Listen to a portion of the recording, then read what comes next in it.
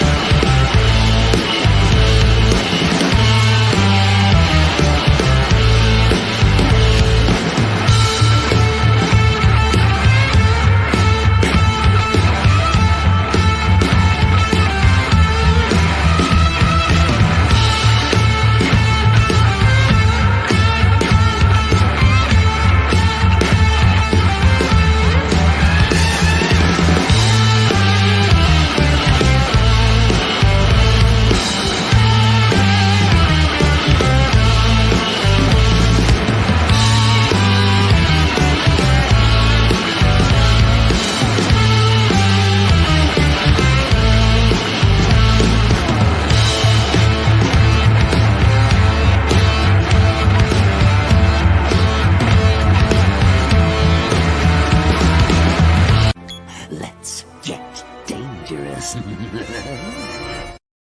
And here I am. I'm here. However, I can't speak for everybody else because why? They're all on secret missions tonight here, and one I still have not heard back from. They said that they were going to be here, but oh, there they are. Yep, there they are. They just running a bit late, so I kind of figured as much here. But welcome to another episode of Comic Book Spectrum. I hope everybody is having a good Thursday. I know that I will probably be having a better Thursday if certain things would go right, but it is what it is. What I'm referencing with work related type stuff, but nothing dealing with that. But outside of all of that, I hope that you guys are having a good Thursday here. So let's get out here to the chat here before I go into a little bit of a spiel here as far as some of the things that I do know about. Yep, don't forget to like and share. And there is the Carl Witzman, and Donna recognizes Carl. And it's like Eric Whitshare. Yep, he gets to be Sonny Bono in that one. And I hope his wife doesn't find out. Yep. I was like, I hope Cher doesn't find out. That's funny. That's actually funny here. And there she is. She said she'd be here in a second, and lo and behold, there she is, and now she's frozen. Camera froze on her, so she'll be back in. Nope, this looks like it's fine. She just taking her sweet time to respond here, and there's everybody. Yep, there's me. Hey there. Sorry, I was trying to type to Leia. Oh no, Where that's are the perfectly fine. guys? That's why I said I'm Is just it just entertaining us? everybody. I'm just going through the chat, entertaining everybody. Yep, we're here. Yep, I see that you're there.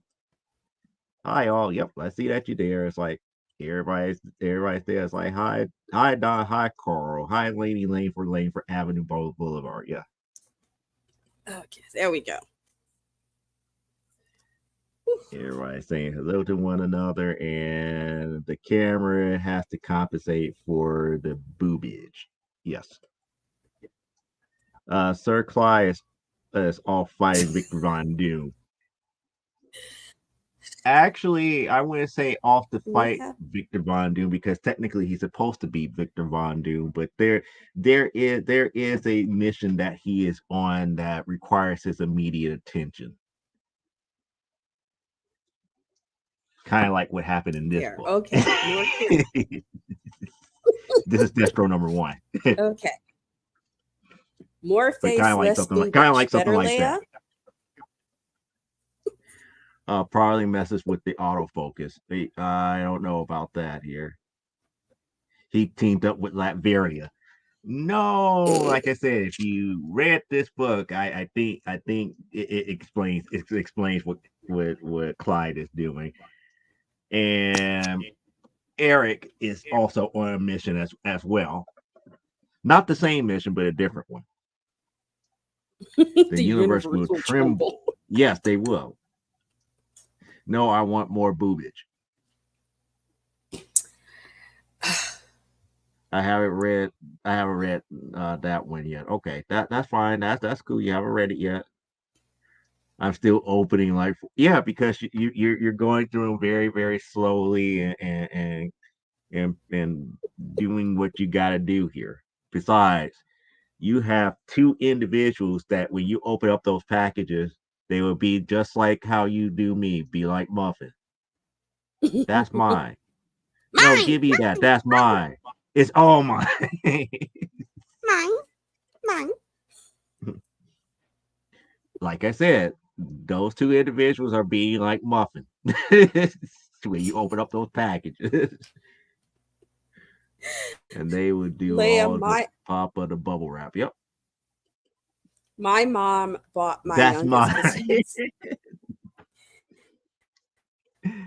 my youngest is into bubble wrap. He likes to pop it. And my mom bought him, when they moved, they got these big industrial strength rolls, Hmm. industrial size rolls of bubble wrap. And she had one left over. And he's still working his way. He's about a third of the way in. But I can always tell when something's up because he'll be in this room, pop, pop, pop, pop. It's like, okay, something's not right because he's popping the bubble wrap. You don't understand. For a lot of people, that's relaxing. That is, Yeah, you don't realize how so relaxing that is for some people. he loves his bubble wrap. He loves his bubble wrap. So it's just me and you tonight. That is correct. Some of the things that you might not know, like today, well, I shouldn't say, well, Wednesday was the release of issue number 10 of Sensational She Hulk. Well, I should say the release of issue 10 of Sensational She Hulk, volume 2, the last issue of that volume. Ooh, okay. Are you happy? Are So you sad? I'm just more along the lines like anything that gets canceled, I look at things from a standpoint of did they cancel it too early? Did were mistakes made? Could things been better? Yada yada yada. My honest feeling is this. I wish they would have left the creative team alone.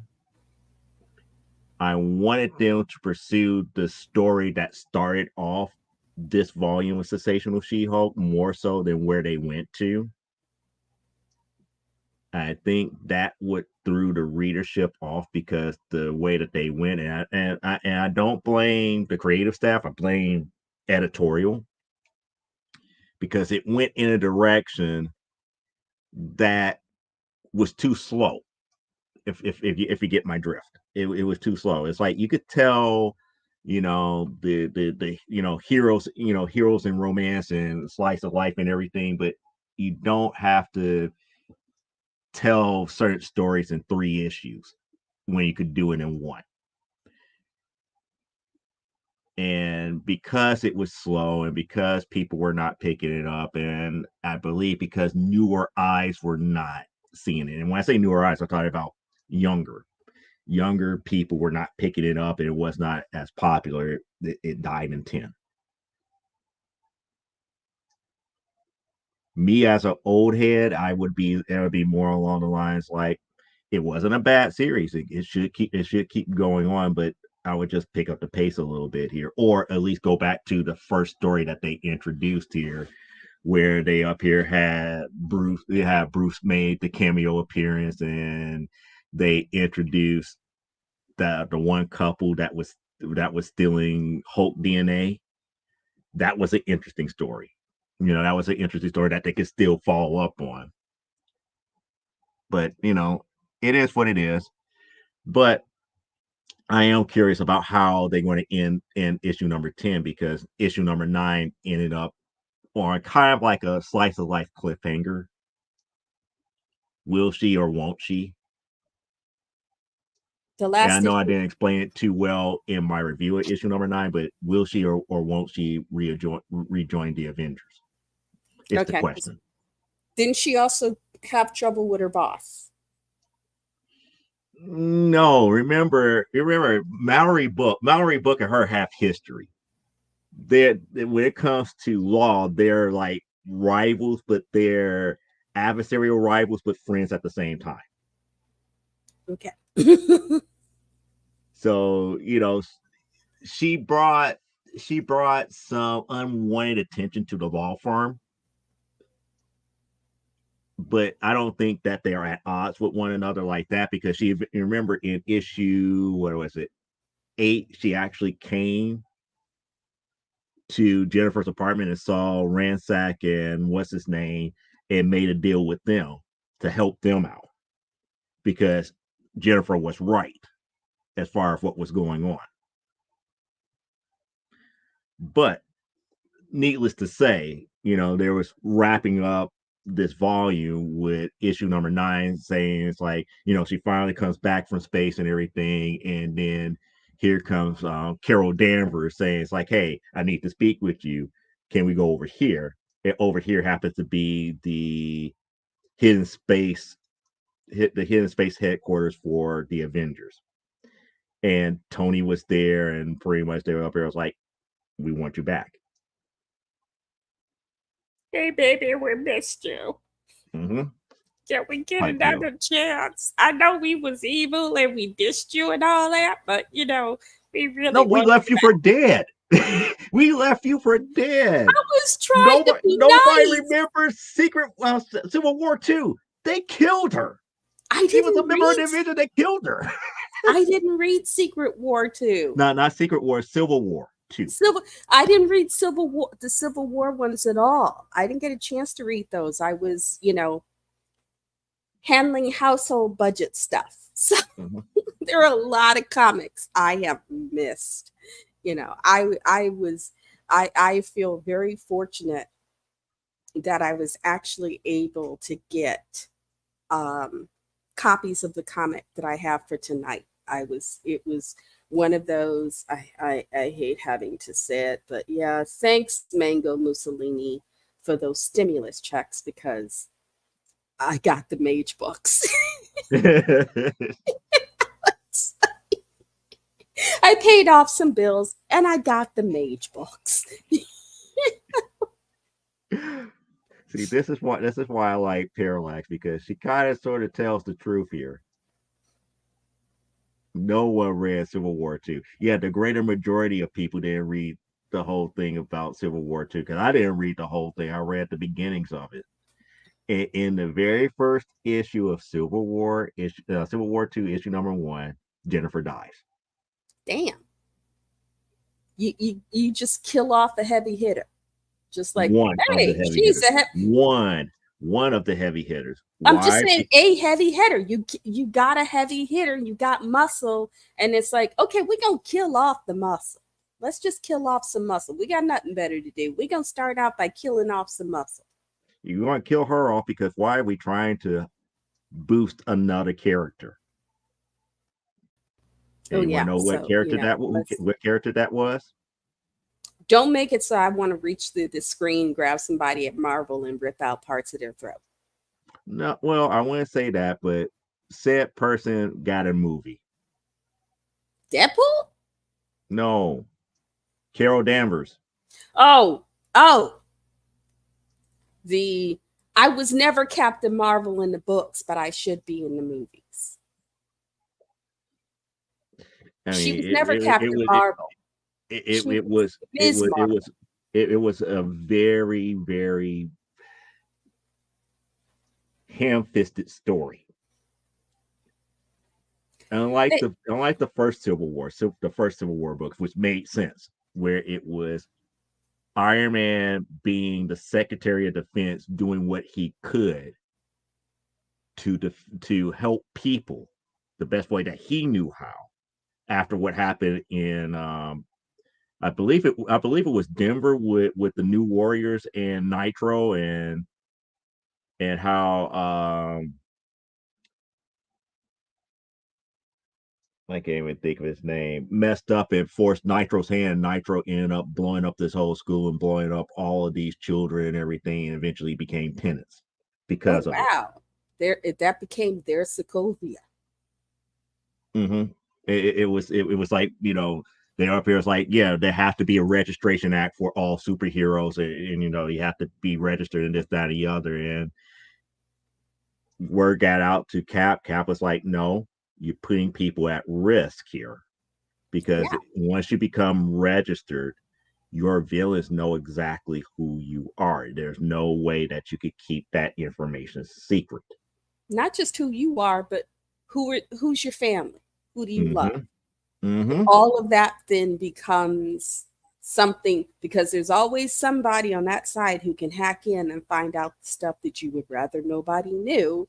And so you put all of that at risk. So And yeah, this I came get at the caps.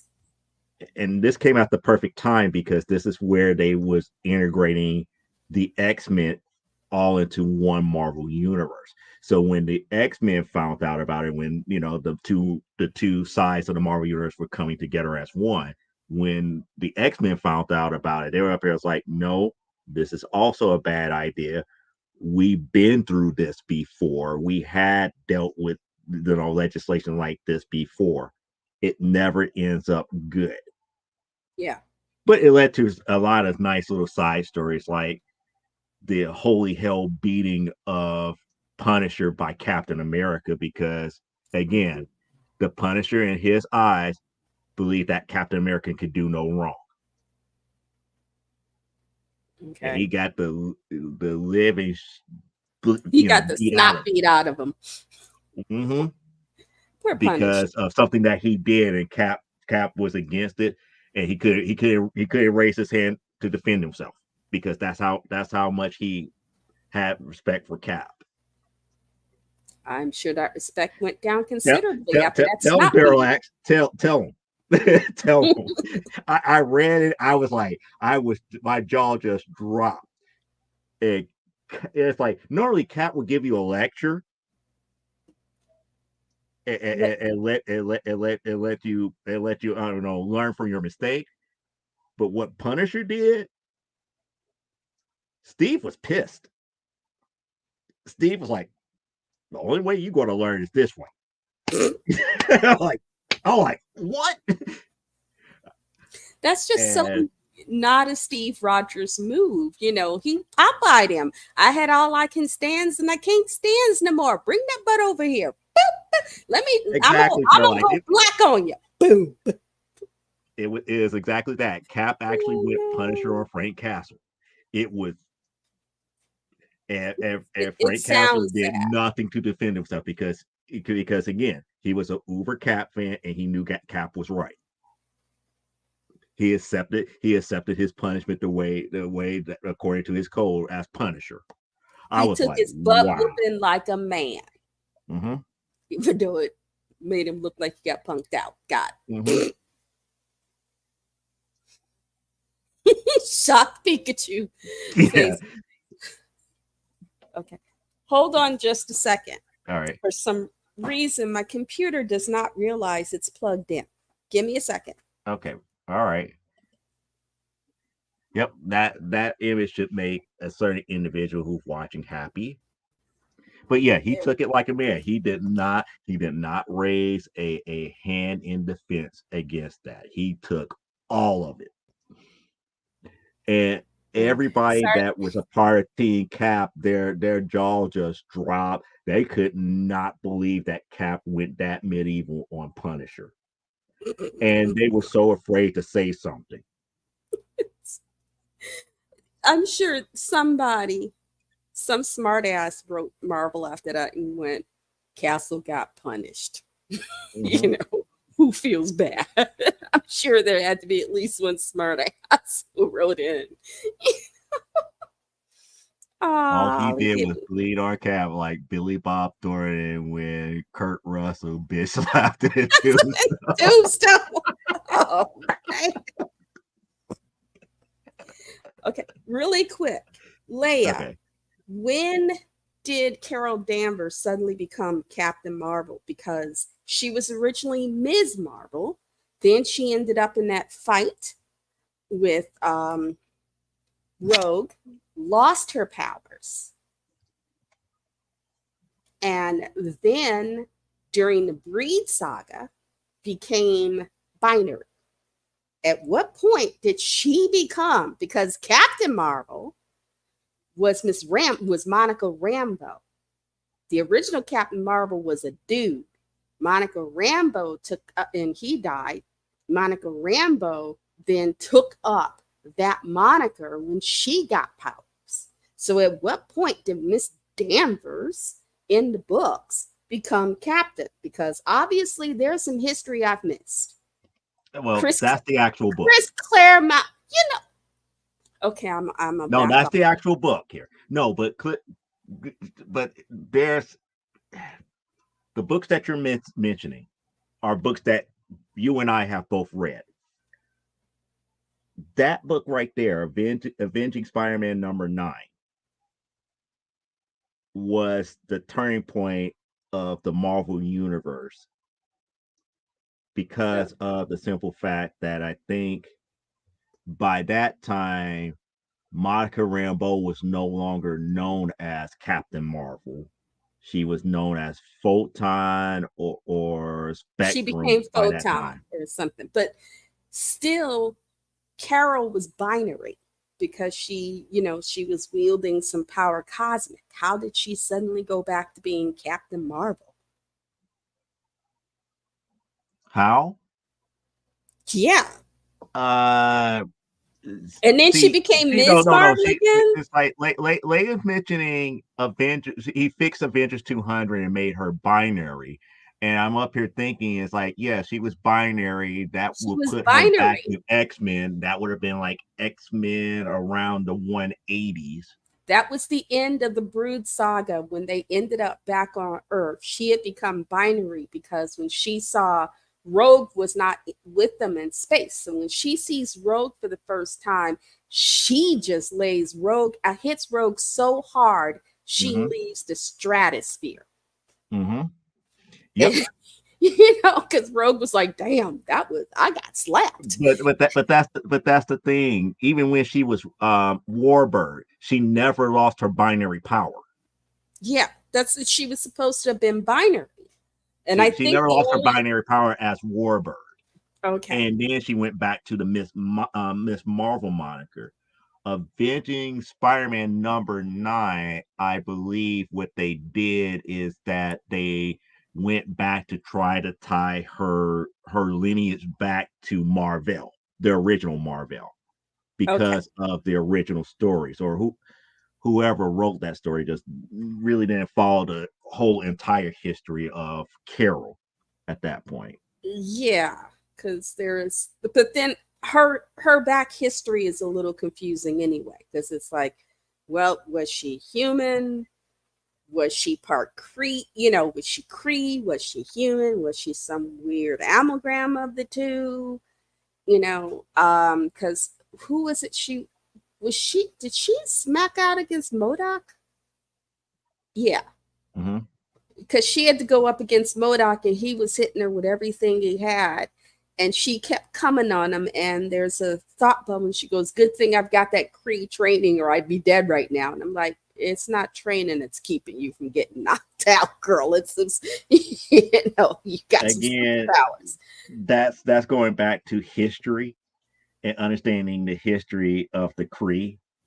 Because, like you said, the rumor has it is that Carol could be the personification of one of the rarer versions of Kree, which was pink skin Kree, which means Yeah. that she could have blended in with the humans and never know that she was Kree. You never knew she was Cree. And I think they played around with that for a while, Mm-hmm. coming on towards later, because also if you think about Carol's prehistory before she became Ms. Marvel, she was working with Wolverine, in the Canadian Secret Service, and because he had the code name Patch at that time. Mm-hmm. And she was, I don't know if she was his partner, but they did team up several times. So they knew each other back in the day. That's coming back to where I was about to get ready to say with the X-Men about how high level clearance she had because she was deep into military. She was a spy. Yeah. And that was kind of like brought even out more so in Secret Invasion when the Skrulls came, because again, one of the first people that they wanted to mimic was Carol Danvers. Carol Danvers, because she had access to that much information. And if they could fool people of giving the Kree that information, not created to scroll that information as as having that one person being hurt. It was just a lot here. But you know what? And yeah, She never got exactly. kidnapped by Loki because he had to have her powers. Mm, She yeah, never got, she never got kidnapped and brain screwed by Loki. So, no, there's that. but again, she has what I consider been written in the worst story in Marvel Comics history, which is Avengers 200. She has that distinction all by herself. And if you have not read Avengers 200, I I would haven't. suggest I haven't. There look is up images on the internet because it's not worth going to a comic book store buying it. okay. I, I was having children in the 80s and in the 90s. So I was busy raising kids and going to film school. There was like a good 16 years where I didn't get much in the way of comic books. Yep, please do that. Please do that because we need an angry Elaine. We do need an angry Elaine. just I'm just saying, I am pissed because they automatically made her Captain Marvel. And there's Monica Rambeau in the movies as well. So it's like, well, what the hell is she? Chopped liver? Hello?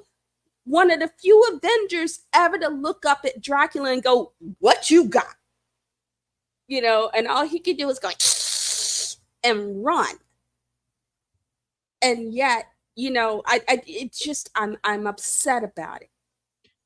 Blame the Monica should have movie. been, Blame the and then at the movie. end of the Marvels, Monica becomes binary in another alternate universe. Monica becomes I'm like, y'all just retcon all over the place, and it's not for those of us for whom especially back then, there were so few superpowered Black females.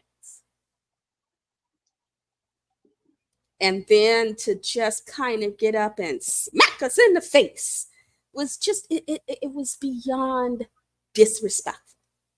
I still say blame the movies. Blame the movies. You want to know why?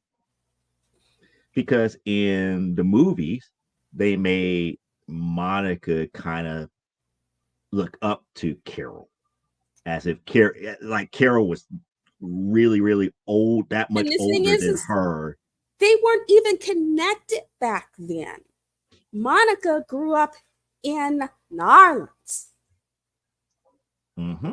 And so and in fact what they did was they stole so much from Monica, because anybody who's ever seen um Falcon and the Winter Soldier, Sam's, was it his brother's backstory, kind of borrows from Monica's backstory.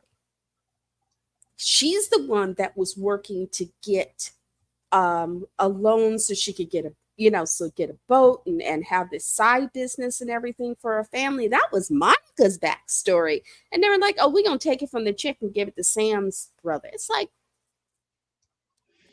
It, it, it, you it's a know, lot of stuff that they just did to blend things to make it work. Foggy don't want to sit in a room with me because I would go Captain America to his Punisher butt so bad, so quick, so bloody. By the time I was done, security would just be hail to the chief. It'd just be like, it's like, what's that over there whimpering in the corner? That's what's left of Kevin Feige. Y'all can take it to the hospital. They blended so many different things together, and that's what they came up with. Because again, Monica's mom, they put her in Carol Corps, in the original Carol Corps, because again, they went back to Carol's history and the fact that she was a part of a all female squadron and all this other stuff. in her comic book history. And again, this is going into like the 2000s version of Carol Danvers and whatnot. Because I remember buying Carol and the what was it called, Miss Marvel and the Carol Corps. And the Okay, Carol see, I Corps didn't read any of those. was no joke. It was no joke and everything. And they had a character by the name of Maria Rambeau. So That was supposed to be Monica's mama. they blended Monica's mom with the movie. They brought her with the movie, so they made Monica a kid and had her look up to Carol, and that was part of the dynamic in Marvels, where it's like the whole thing with Kamala is like Kamala and Monica at first it's like was like, kid, don't look up to her. It's like, what do you mean? She will break your heart just like she broke mine. I'm cool with her and everything, but she doesn't keep her promises. And they didn't have that history in the books. They didn't have that connection in the books originally. That was it. Just Monica was a badass by herself coming from the Coast Guard. hello. She came from the Coast She's Guard. That's Coast the reason Guard. why it was that Captain Marvel fit her, because she was a first lieutenant about to get ready to become a actual captain in the Coast Guard. I need to do this. Okay. Pretend this is Kevin Feige. Okay. Okay. You feel better? You feel better? No, because it doesn't bleed or cry and call me mama. So it's just kind of like, well, that's not as much fun, you know. But you do what you can with what you have.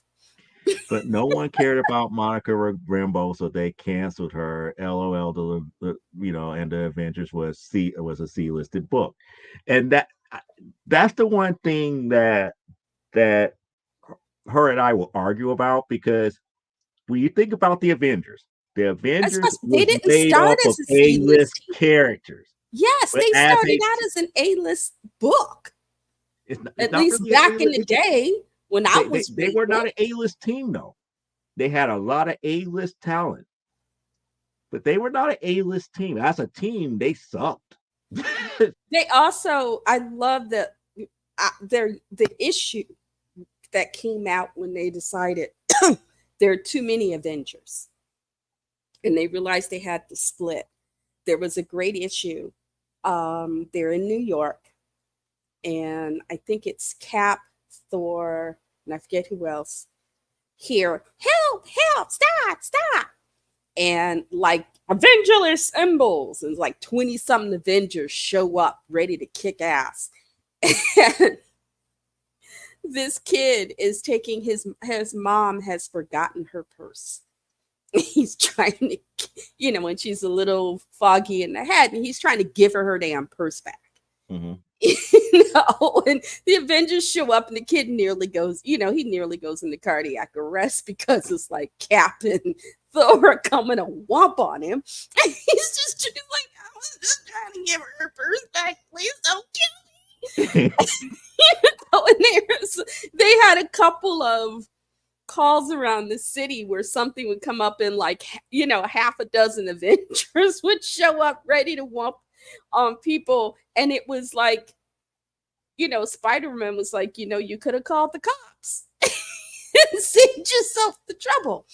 And they had to sit down and have a meeting and say, there are just way too many of us. And the question was, well, should some people quit? And I think in the final solution, I can't remember if they did it in that issue, it took a couple issues, but then it was like, okay, there are way too many of us trying to protect this one city. And then a few issues after, I think they started splitting into East Coast Avengers and West Coast Avengers. But I just remember that issue just cracking up through the first part of it, because something would happen, and it was so very underdog.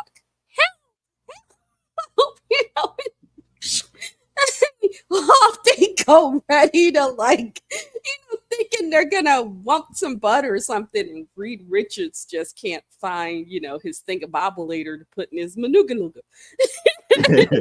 or something. So it was a crazy issue. I'll have to see if I can find it, because I remember reading it and just cracking up at that, going, great, I get it. You're superheroes and you wanna, you're trying to protect the public. But there are cops and stuff too. Right. That was overkill.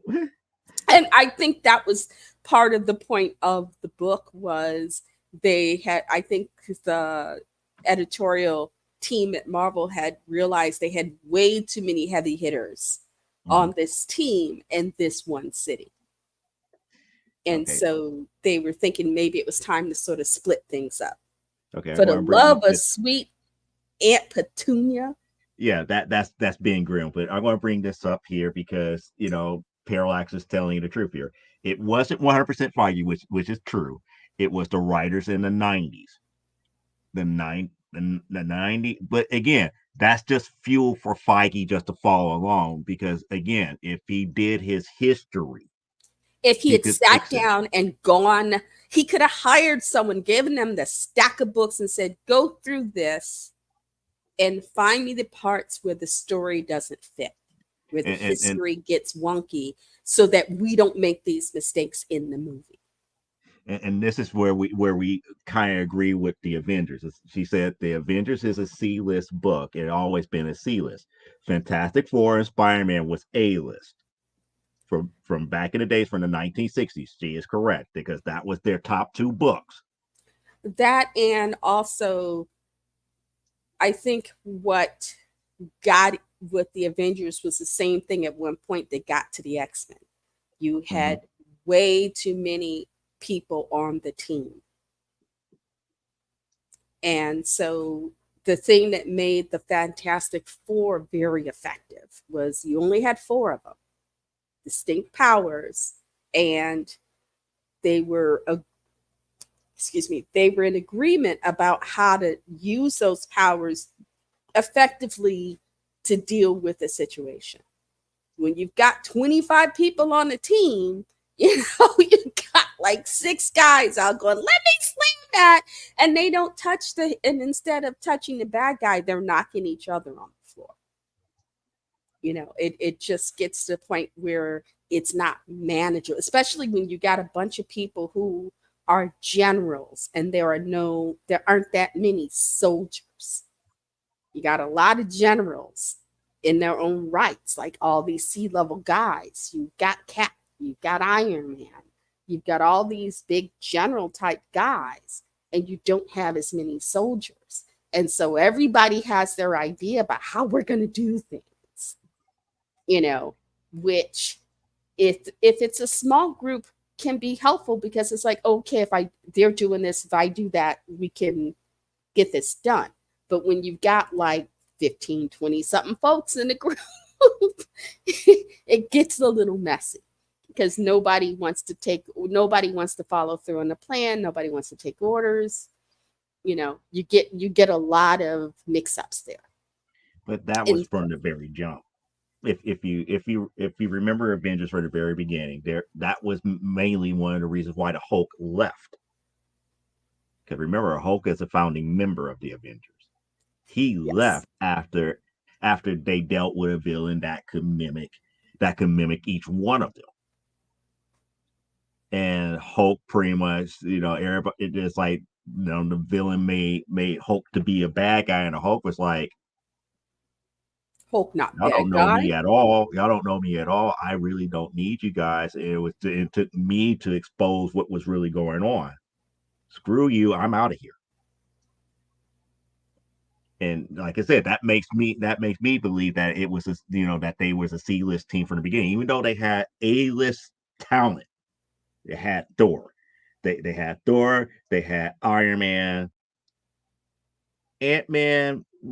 Ant-Man and Wasp, not so much, and everything. Well, and they had the Hulk. Ant-Man in the books, Pym was always, he rubbed everybody the wrong way. at some point or another. He was definitely an adversarial character in many ways.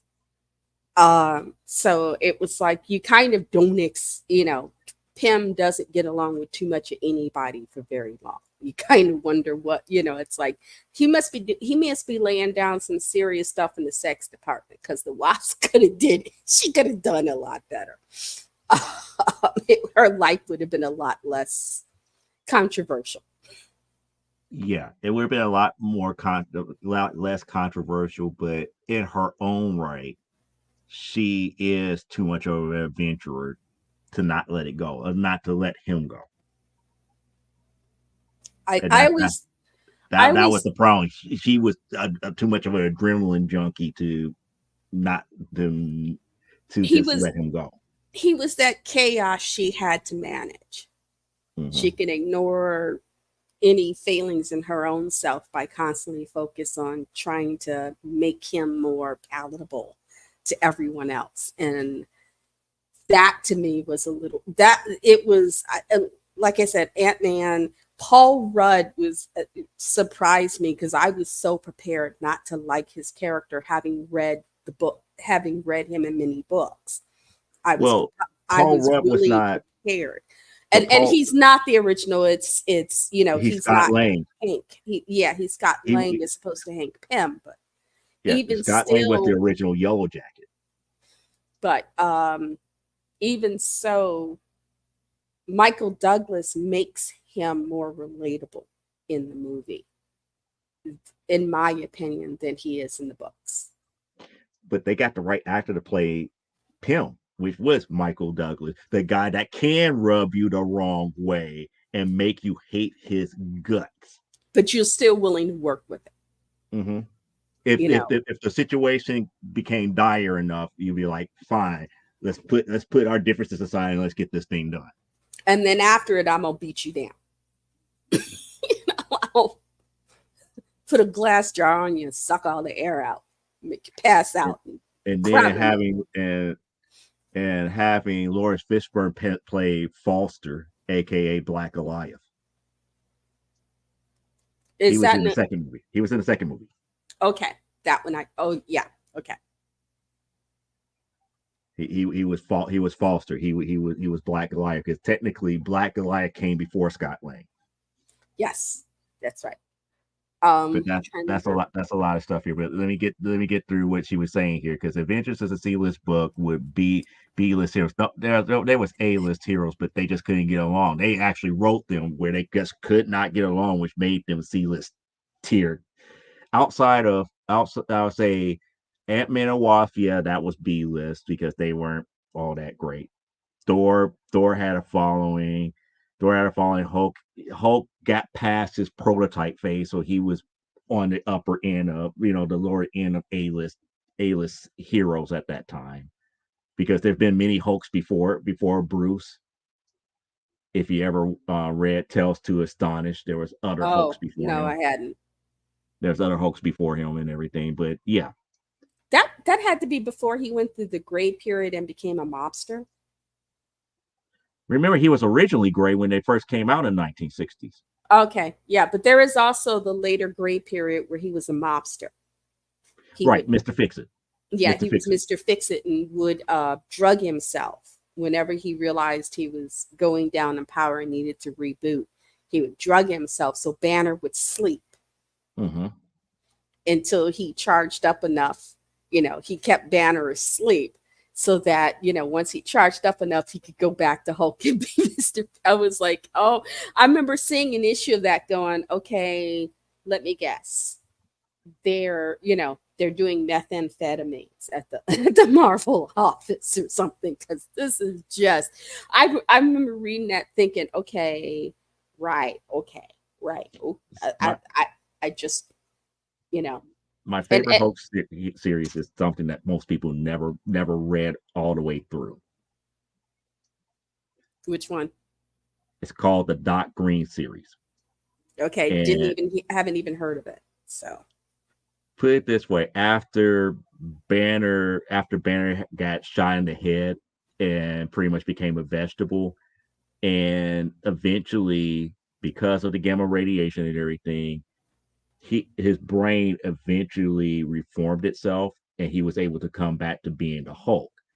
When he became Hulk this time around, he maintained his intellect again. So it was not just smart Hulk; it was Hulk, Banner Hulk. Hulk and Banner together, if they were as one. And he nicknamed himself Doc Green.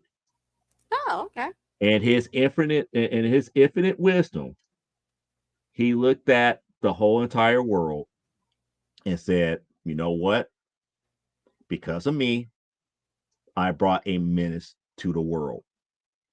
My goal now is to remove the world of all Hulks." He developed a cure because he knew that he was dying. Even though the gamma radiation allowed him to reform his brain, he knew that the rest of his body couldn't maintain it. So he never went back to being Banner, because when he goes back to being Banner, he dies Got it. Okay. in that series here. So he figured out a way to cure every last Hulk, and he just about darn did it, except for two individuals. Mr. Two Fix people It. that he did not cure. One actually got away, and he was like, you know what, that person is inconsequential, does not matter. The Okay. other person, he said, you're the only one that is worthy of this. Here's the antidote if you ever decide to take it. Ooh. But for Okay. right now, you're the only person that is worthy of holding the Hulk title, and everybody else he cured.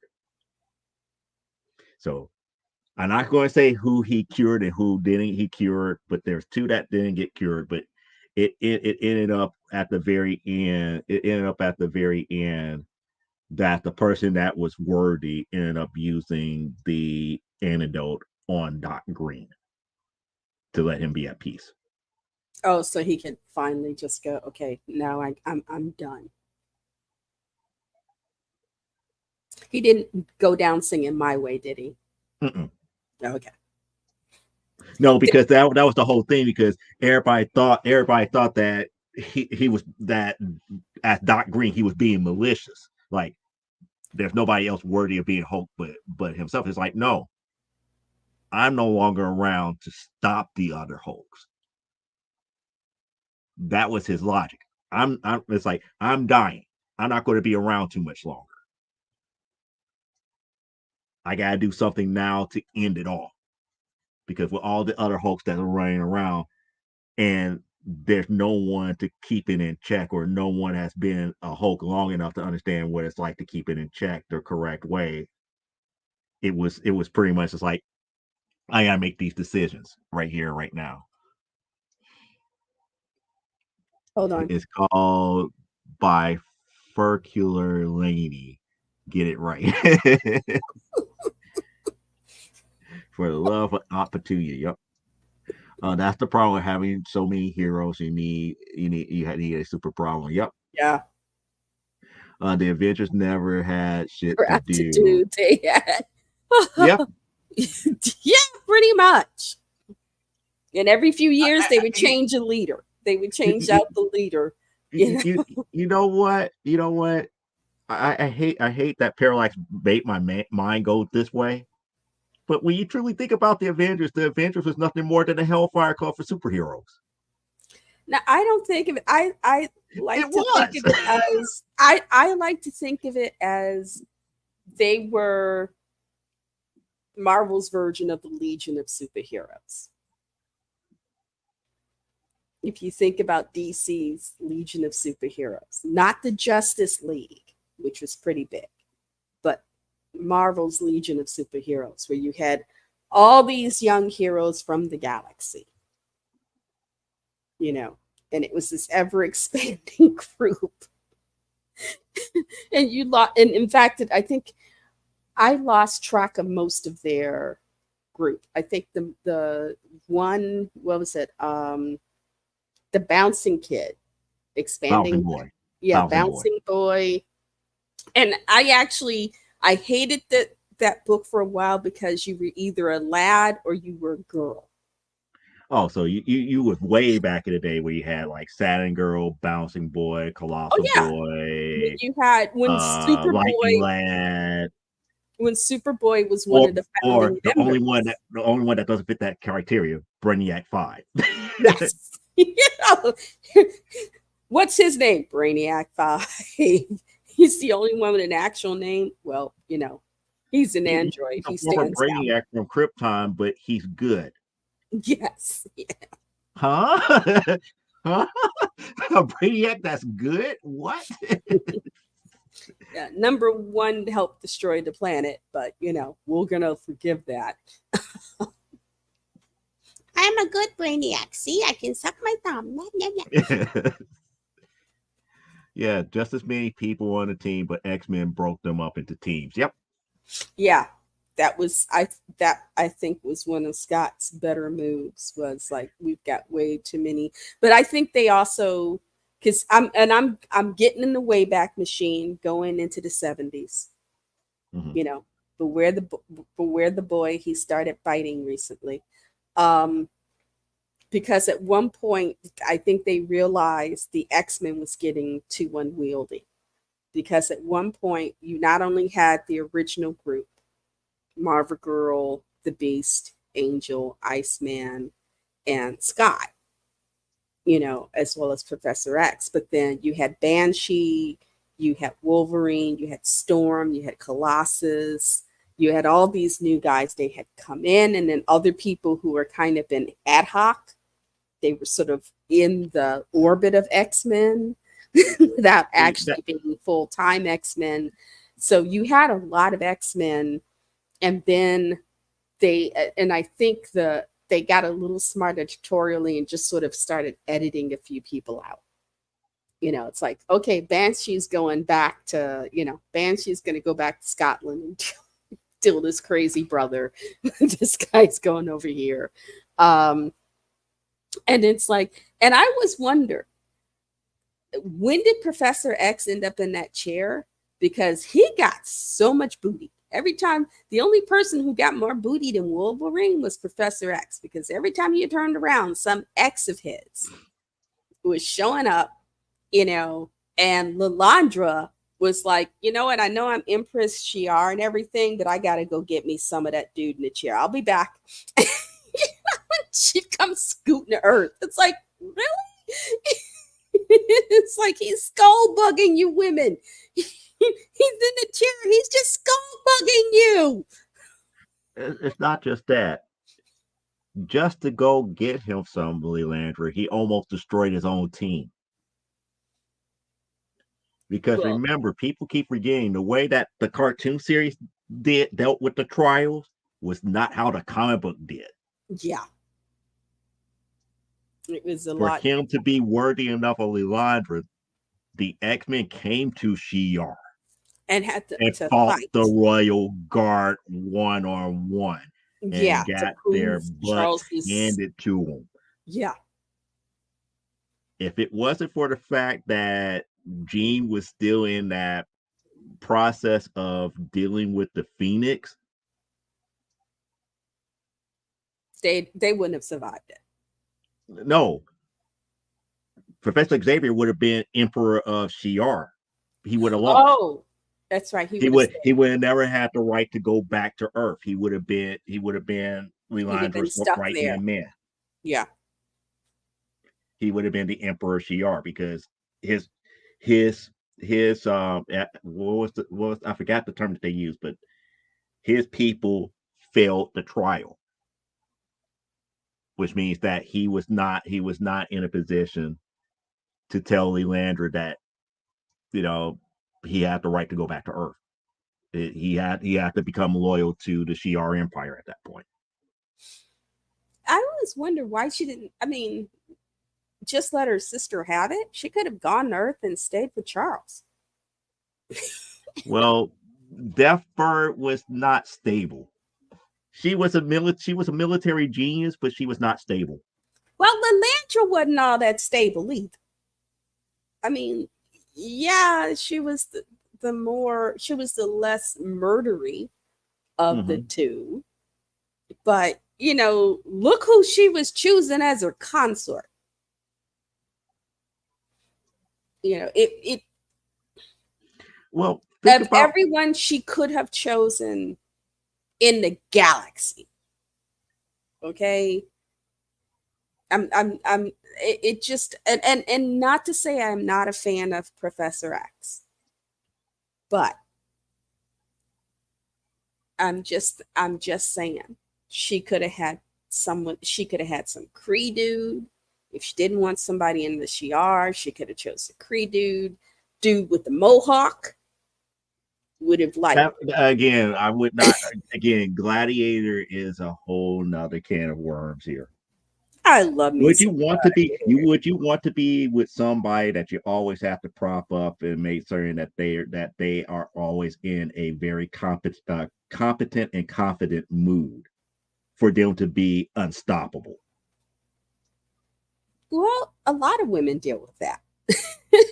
But that was the problem with Gladiator. you know, Gladiator was almost akin to Superman, she could have Queen had what Crisis Superman. But she his could have only had what's his downfall name from was Starjammers. She could have had she could have had Scott's Poppy, who was leading Starjammers, if she'd have been that would be willing to, even worse to have Corsair. That would be even if worse. she'd have been willing to take out Mamselle Hepzibah, she could have she and Hepzibah could have had a fight for it.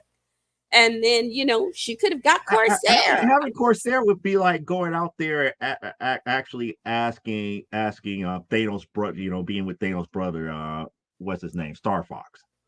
And now you have to worry about, is it really his pheromones that I'm attracted to, or is he really into me? Well, hello, what is Xavier's superpower? Come on now. He was skull bugging these women.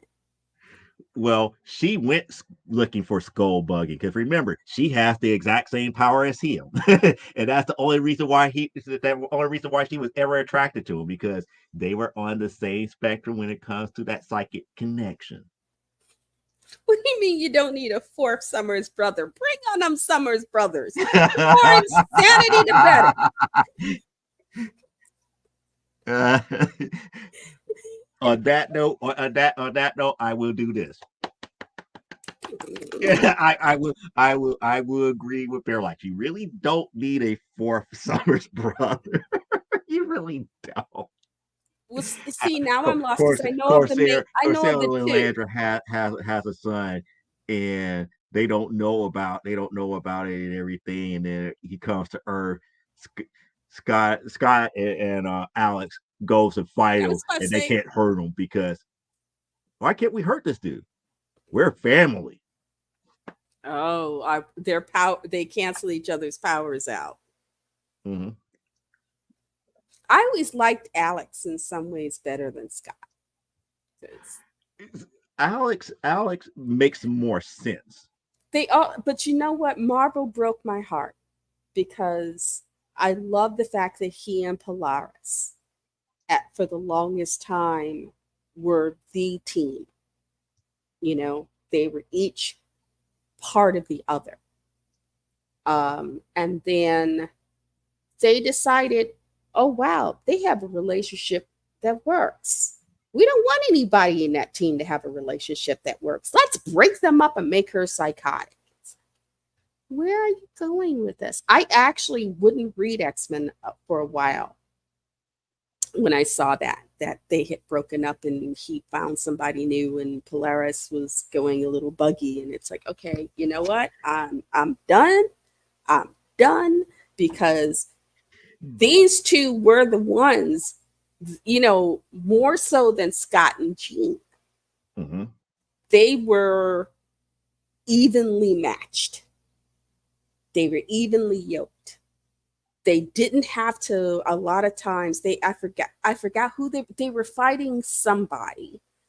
And this guy was doing a mental attack where, you get in everybody's head, find their weaknesses and stuff. And he was trying to get between Alex and Polaris, and it didn't work because they were like, oh, wow, y'all are so matched. You're almost like one person. Dang, I can't do nothing to you. And they were like, Mm-hmm. yeah, cool. Let's destroy you. Um, but then, Marvel always had weird. I never saw what Scarlet Witch saw in the Vision. I'm sorry. It's like, okay, he must have some special attachment that only she knows about. Because I never saw what she saw in the Vision. He didn't strike me as someone I wanted to be in a relationship with. Some of these guys you go, oh, I could see Alex as a boyfriend, or I could see this guy. Luke Cage would be fun. Luke Cage would be fun to go out with, grab a burger, a couple of beers, beat up a few dudes, kiss him on the cheek. It was fun. I wouldn't want to marry him, but hang Well, out with. eventually he did get married, No, Yeah. no, Luke he Cage, was supposed to Luke Cage stay has been married for single. quite some time. He's supposed to stay single. No, he's married. No. Yes. Okay. I bet you can't guess to whom. I bet Who's you can't this? guess to whom. Oh, shoots. I'll give you one hint. It ain't Jessica Jones, is it? Yeah,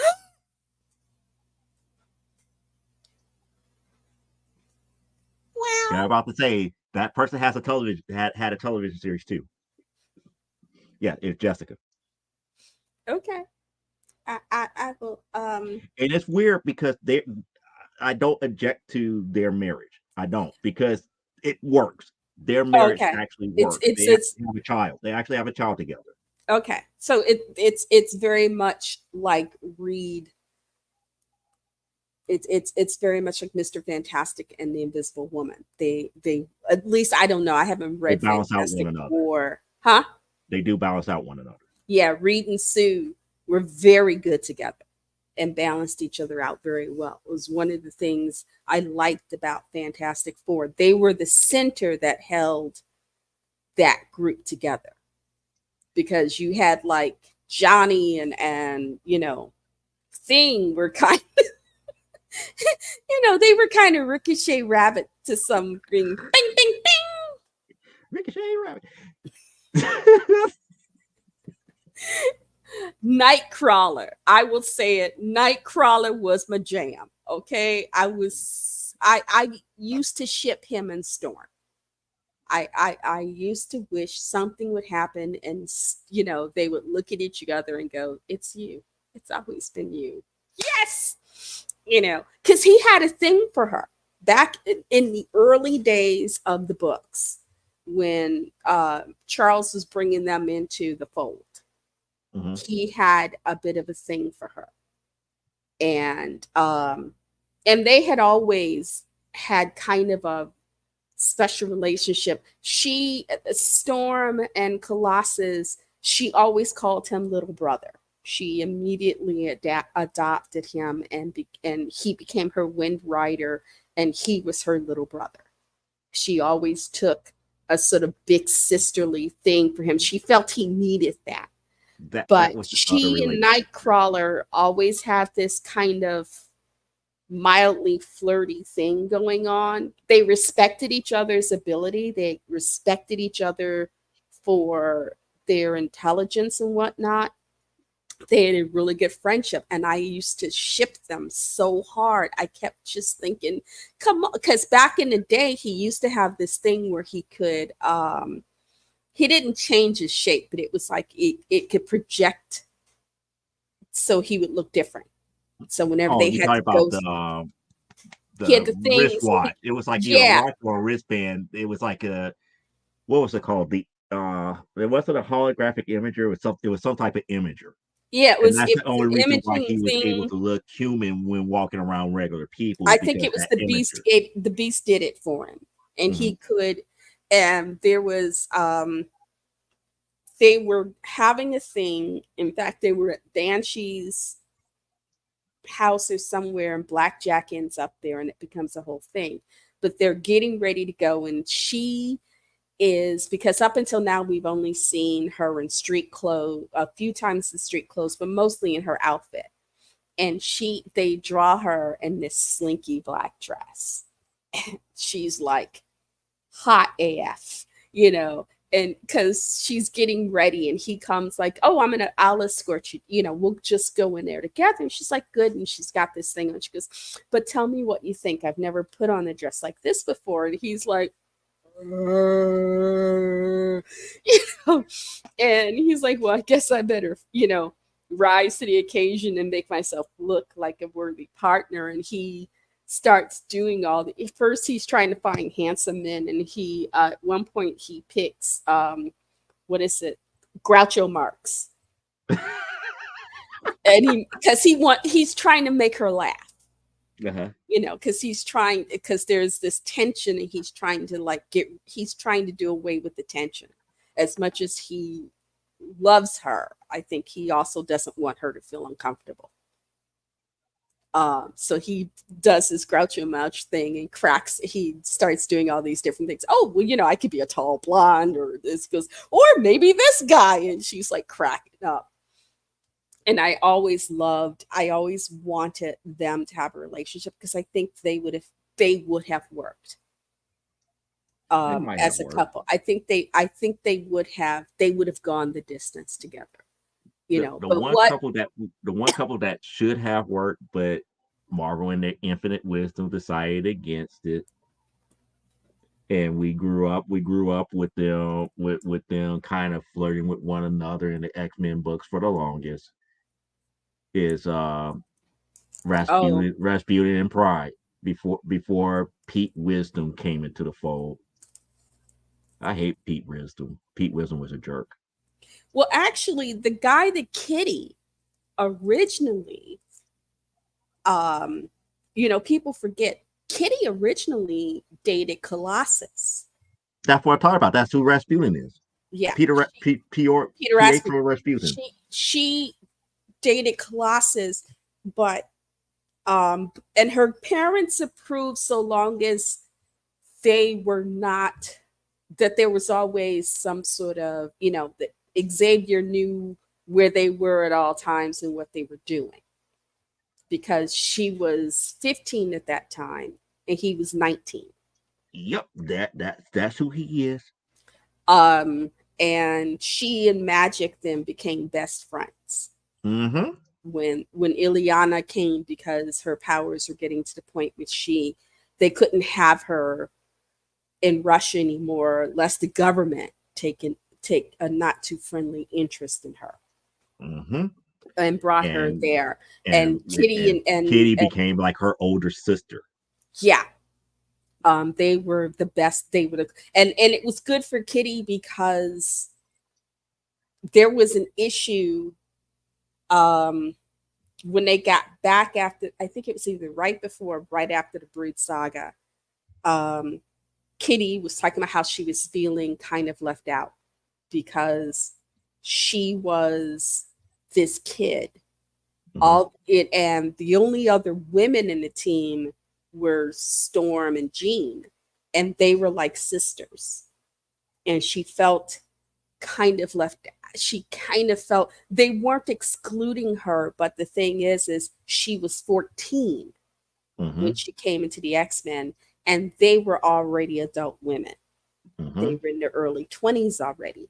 So she realized she didn't really have anything in common with them. But then after the Brood Saga, she began to feel more and more like she had a place on the team. She had proven herself.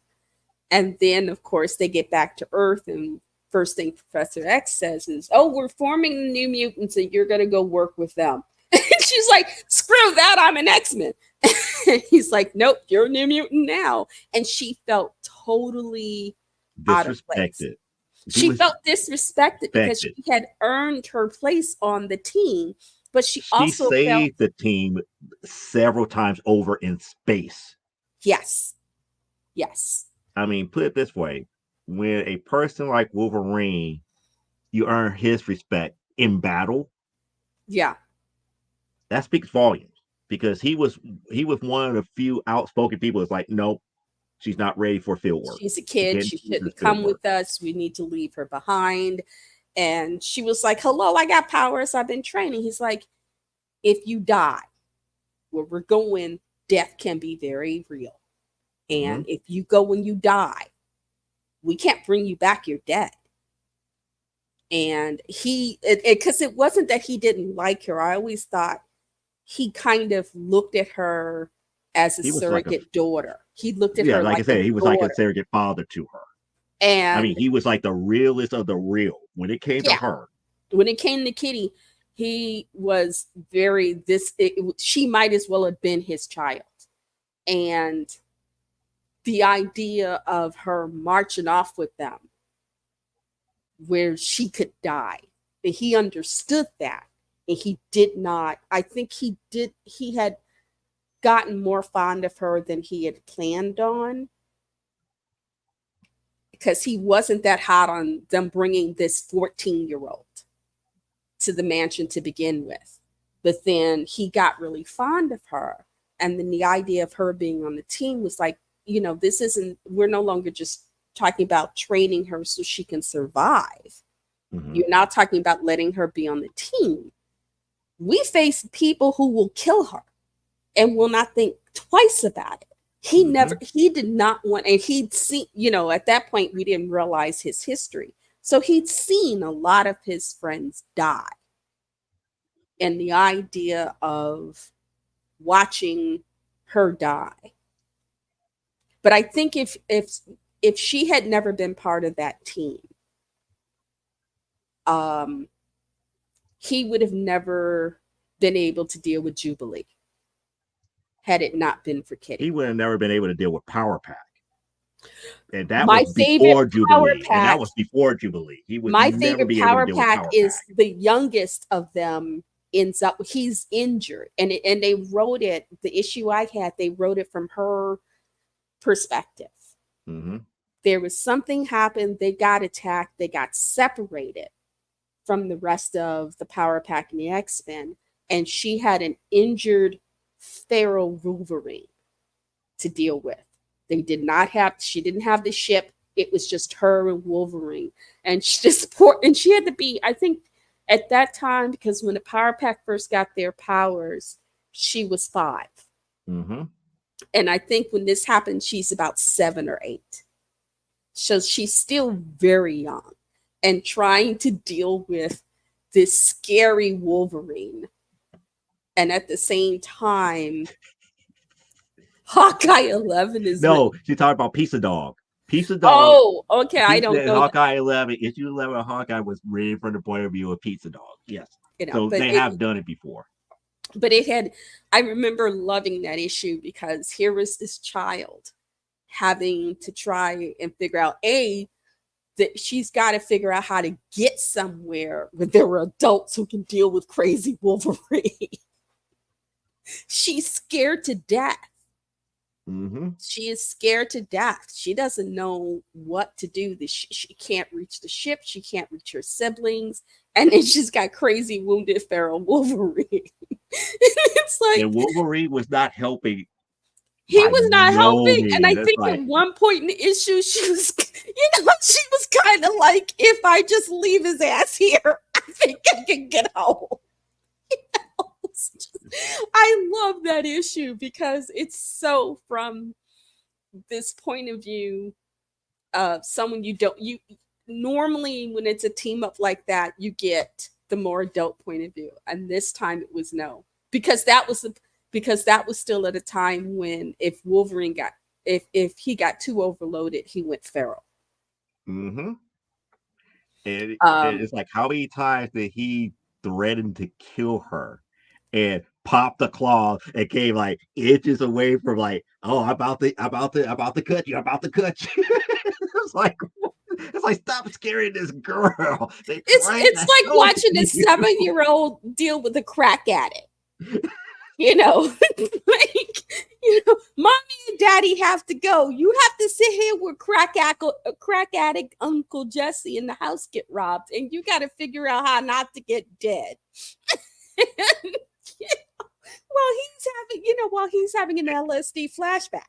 Right. And you up there like, that's like, Uncle Wooby, you want a cup of water? Where's your money? I'm like, I have no money. I just want to have a cup of water. I want your money. Just traumatizing. I remember reading that issue.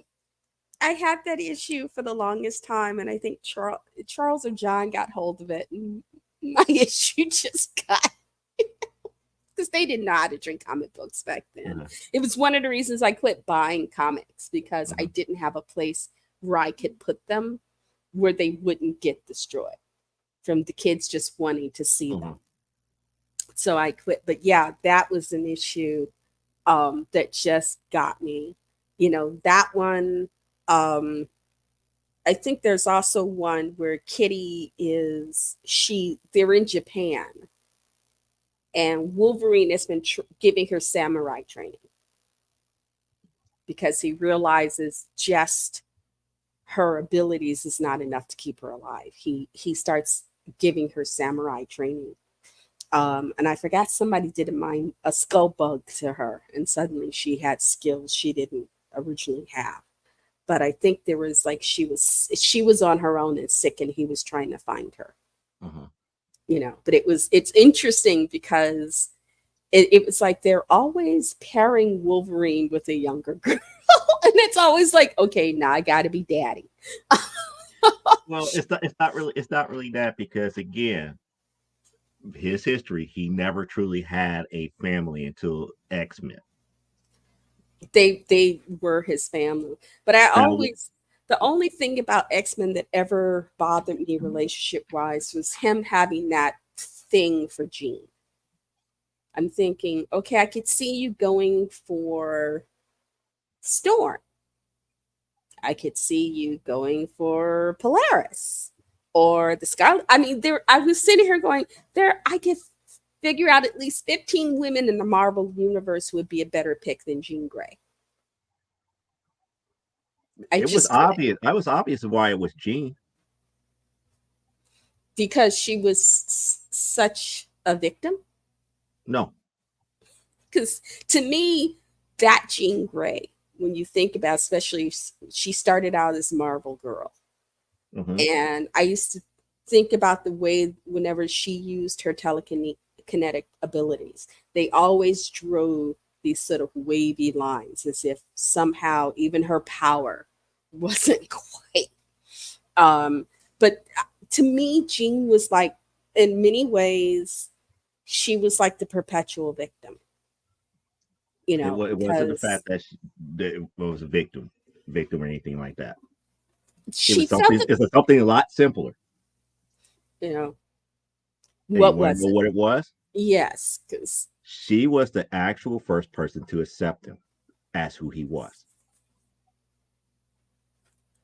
And because of that, he started to have feelings because nobody else ever did that to him, to accept him for what he was. Because again, Storm was accepting of him as well. Not initially. Because you have to go all the way back to Giant Size X-Men #1, because remember, they were an untested team, and this was the first time that they actually went to battle. Him and Storm came in at the same time. Yeah, Storm and Kirk all came in together. And they him and Kirk were together. Instant best friends because he was always calling him Elf. I love the fact that he called Kirk Elf, and they used to sit and drink beer whenever they were off duty. They would just sit up and drink beer together because he could drink as much beer as much beer as Logan. But again, he saw her as a co-worker. Yeah. Jean was the first person to see him as Logan and accepted him for what he was. While everybody else was either, some feral soldier, we got to work with him, where he's a co-worker, or we hate him because of this, that, and the other. Jean was the only one that actually treated him like, hey, this is a good person, this, that, and the other. And it just went from there. But like you said, Storm was there, but their first interaction was co-worker. He never got to truly know Storm before going into that battle. When he met Jean, they rescued Jean and the original team, And when they finally got back, they got to intermingle with one another. Because Okay. remember, when they got back, what happened? Sunfire left the team. Sunfire was like, Yes. screw this. Screw this. I'm going back to Japan. Yeah. Everybody else is like, well, I could theoretically give up my family because this could be the greater good. And they all had different thoughts about it. While everybody else, was on their own thinking about it, Jean was the only one that really convinced Wolverine to stay. Because remember, Wolverine is a loner. It's like, okay, fine, I'm about to go back to Canada. I got my thing in Canada. My whole thing, with being borrowed from the Canadian government is over with. Deuces. Gene was like, thank you. Well, that second group were all pretty much in one way or another. When he goes to get Aurora, Mm-hmm. she's in Africa, and she's sort of styled herself as a goddess. Mm-hmm. She's like, why are I going to give up this? It's like Yeah, everybody loves me here. I'm here. I'm a baby. I run this. Why Mm-hmm. should I come? I be member of the group. I can stay here and be a goddess. You Mm-hmm. know, um, Kurt was, yeah, he'd had trouble. That true. That too. Again, but then again, Gene was also a telekinetic too. So as you would say, skull blinking. Well, I think in Jean's case, I think she always looked up to the professor more as a dad.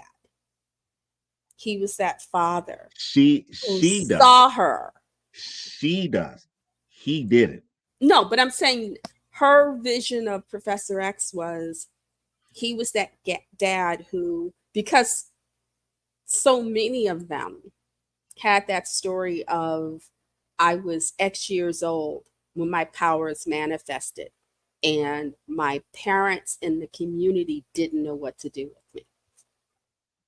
If they were lucky, they wrecked a cornfield or something, but Mhm. usually somebody got hurt, something got destroyed, and they were immediately, they were the outcast. Kurt was even more intensely so because of how Nightcrawler, how he looked. Um, but I think I'm trying to think of, with the exception of Banshee, who, thanks to his brother's influence, had worked for a while as a thief Mhm. before meeting up with Xavier and changing his mind about what path he wanted to be on. Um, most of them, to one Except for a Pietro. degree, Pietro and Wanda always had each other. As coming up, Mhm. they were Pietro and Wanda. Yeah, Mhm. Because remember, Pietro's. Pietro was again up under the Russian government. He was a national patriot because again, only a handful of people knew about him turning into the steel body. Oh, you're talking Colossus. Right. I thought you meant that's You think you Pietro. think you thinking Quicksilver? You were I'm thinking thinking Quicksilver because Pietro is his name. they're both Pietro, Pietro. no, Pietro is more Italian, and that's Quicksilver's name. Pietro, which is the Russian for Peter, Mm-hmm. um, is Colossus. Mm-hmm. But and so when you said Pietro, I was thinking, no, Quicksilver and Wanda, they always had They each were other. tight. They were tight as brother and sister. Yes. Yeah, they were, in No, I'm some talking about ways Colossus.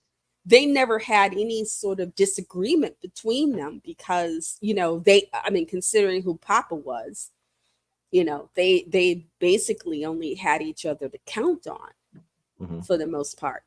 Um, but yeah, it's interesting when I think about the dynamics of relationships. Like I said, I initially, my thing was shipping Kurt and Aurora because I was thought they would have been so good together because she saw him for she didn't just see his outerness. She saw who he was inside. but yet you did And not understand Jean and Wolverine. I The same just thing happened. The same thing happened there. no, I'm sorry. I guess maybe because Jean was always so insecure. You know, Rora, yeah, she Oh had the well, okay. Compared to claustrophobia, but Aurora, yes, Aurora, yeah. Compared to her, if you yes, I will agree. compare the two of them, Aurora may have had her thoughts, but she never lost sight of who she was. She never Mm-hmm. really doubted herself. Mm-hmm. I think that was why so many superpowered dudes were always trying to get her because you know, it's because I when you think about the guys who were always trying to kidnap Storm and then make her theirs, and the guys like Sebastian Shaw, who was hot for Jean, you know, Jean had power they could manipulate, and Jean could be manipulated. But with Aurora, it was also about there was that fiery spirit. I never saw it wasn't until we got to the Dark Phoenix saga. And then it seemed less like spirit and backbone and more like psychosis.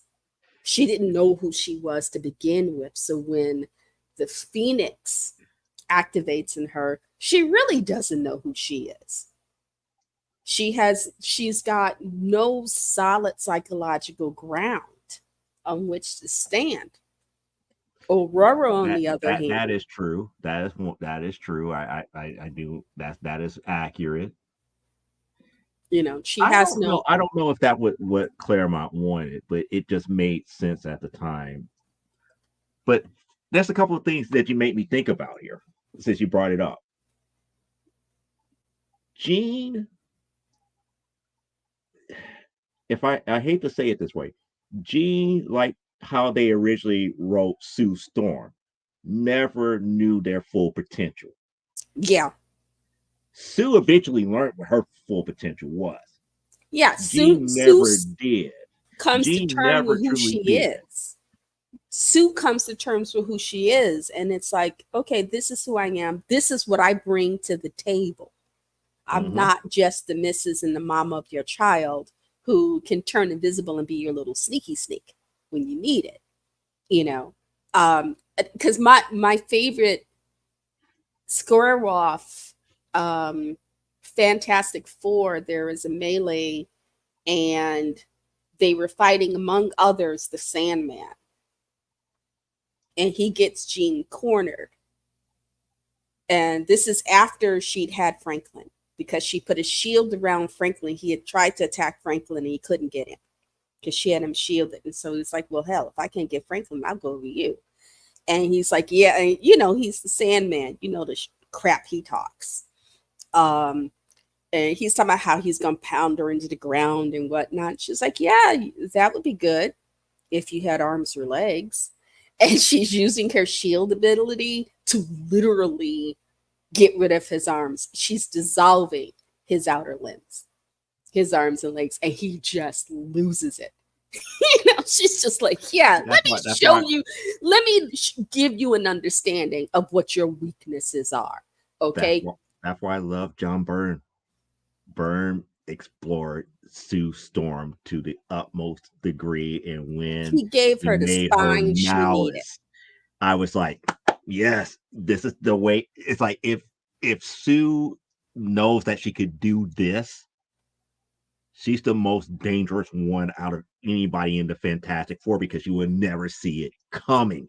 Well, she's one of the most, I always thought she was one of the most dangerous heroes in the Marvel universe because outside of Professor X and a few other teletypes, she can go invisible.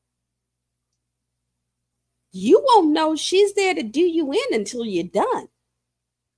So unless you can sense her presence, she can just come up behind you, go about her day. Not just that. Not just that. You know about her force fields, right? Mm-hmm. It's That's what she impenetrable. uses.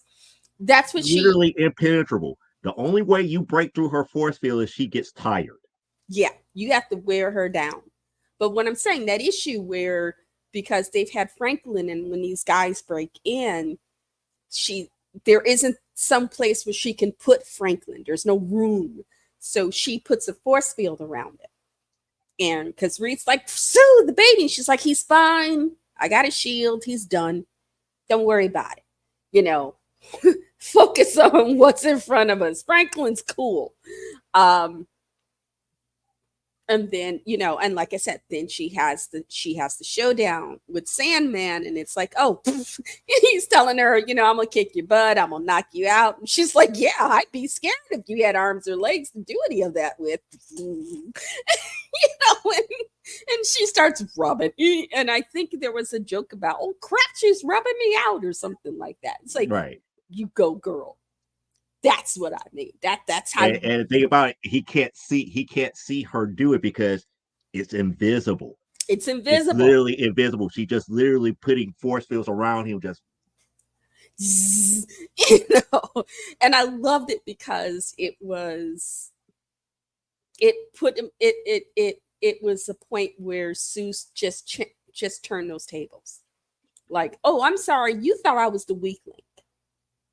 I get it. You thought I was the weak link in this group. Let me show you something. You know, it was like having Franklin kind of freed her.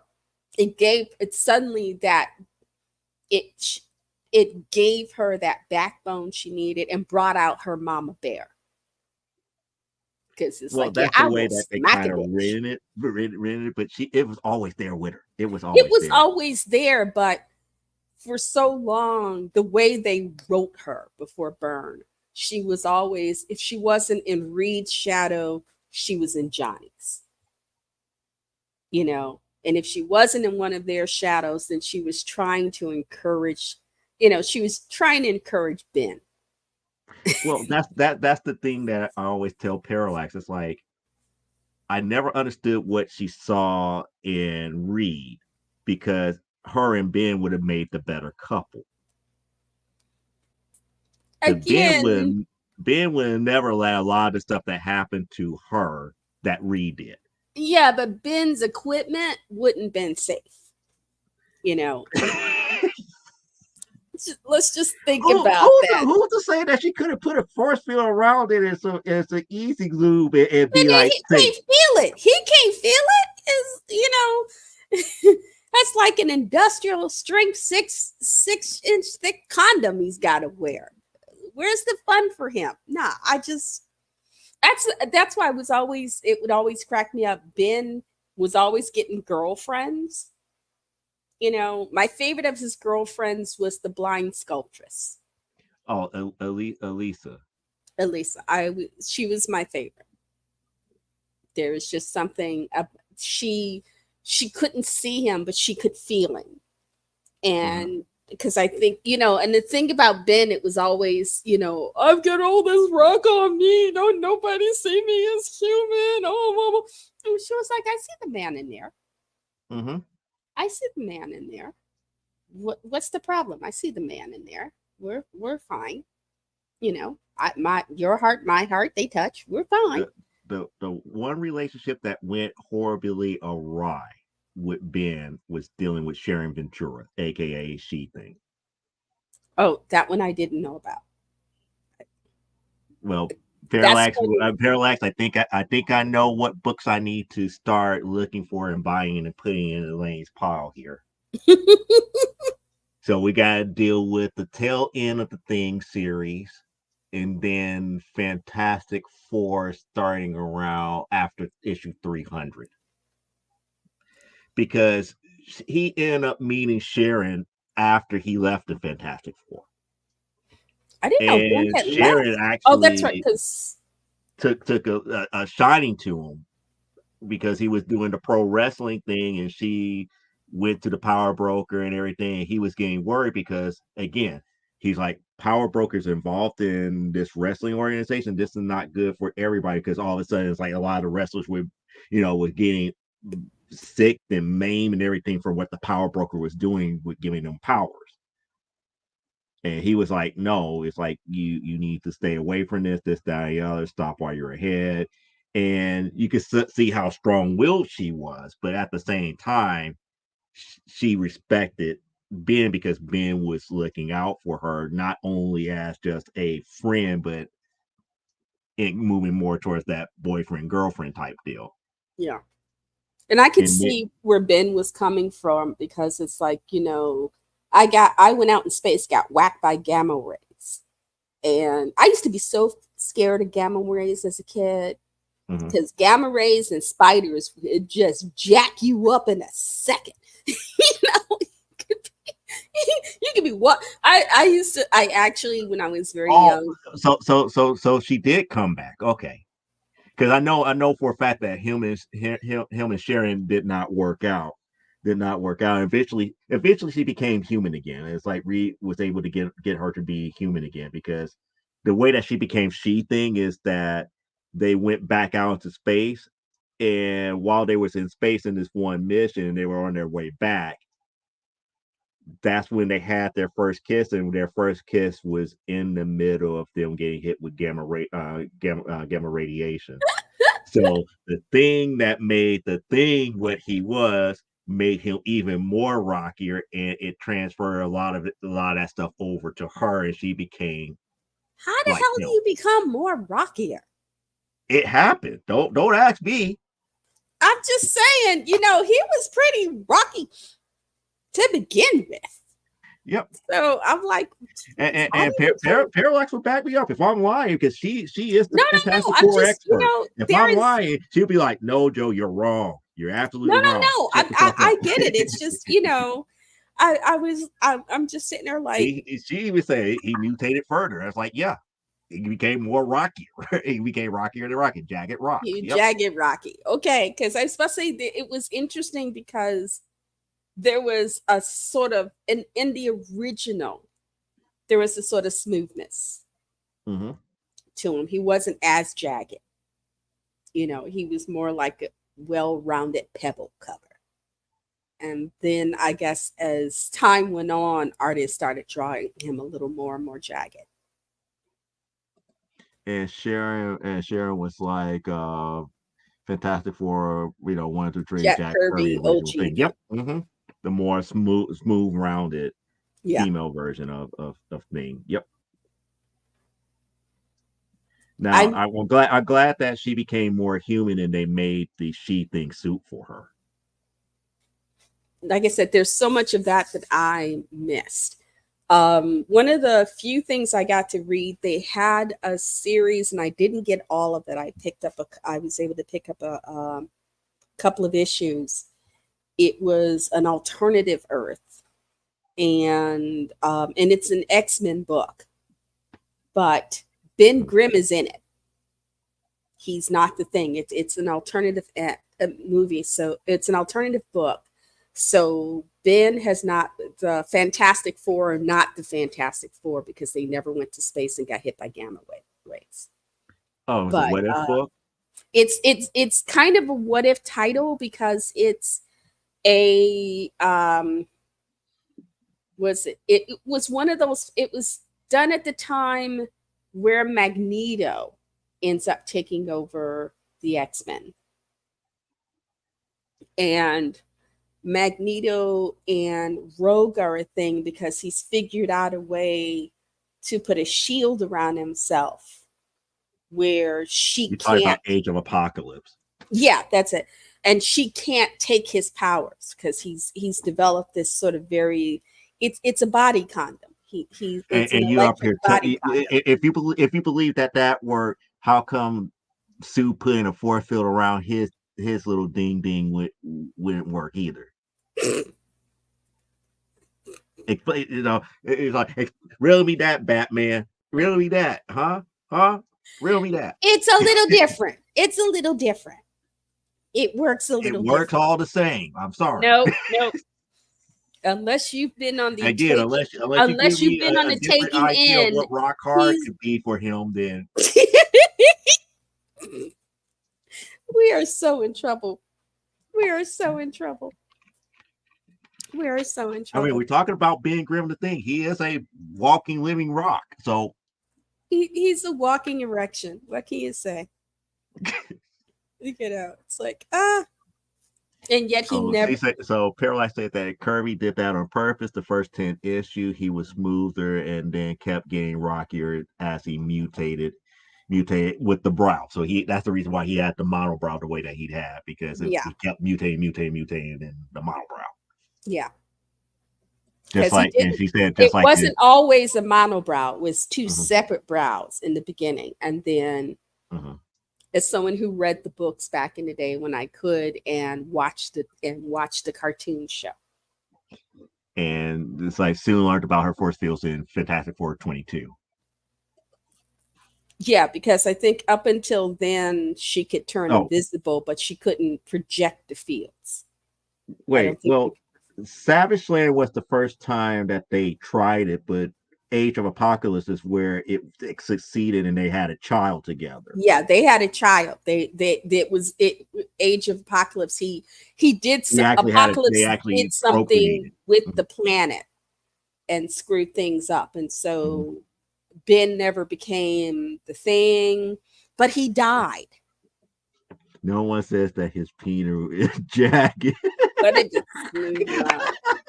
Oh my god! Now in my head, I can hear what's his name playing the saxophone with Ben Grimm going, "Hey baby, come to Smooth Rock."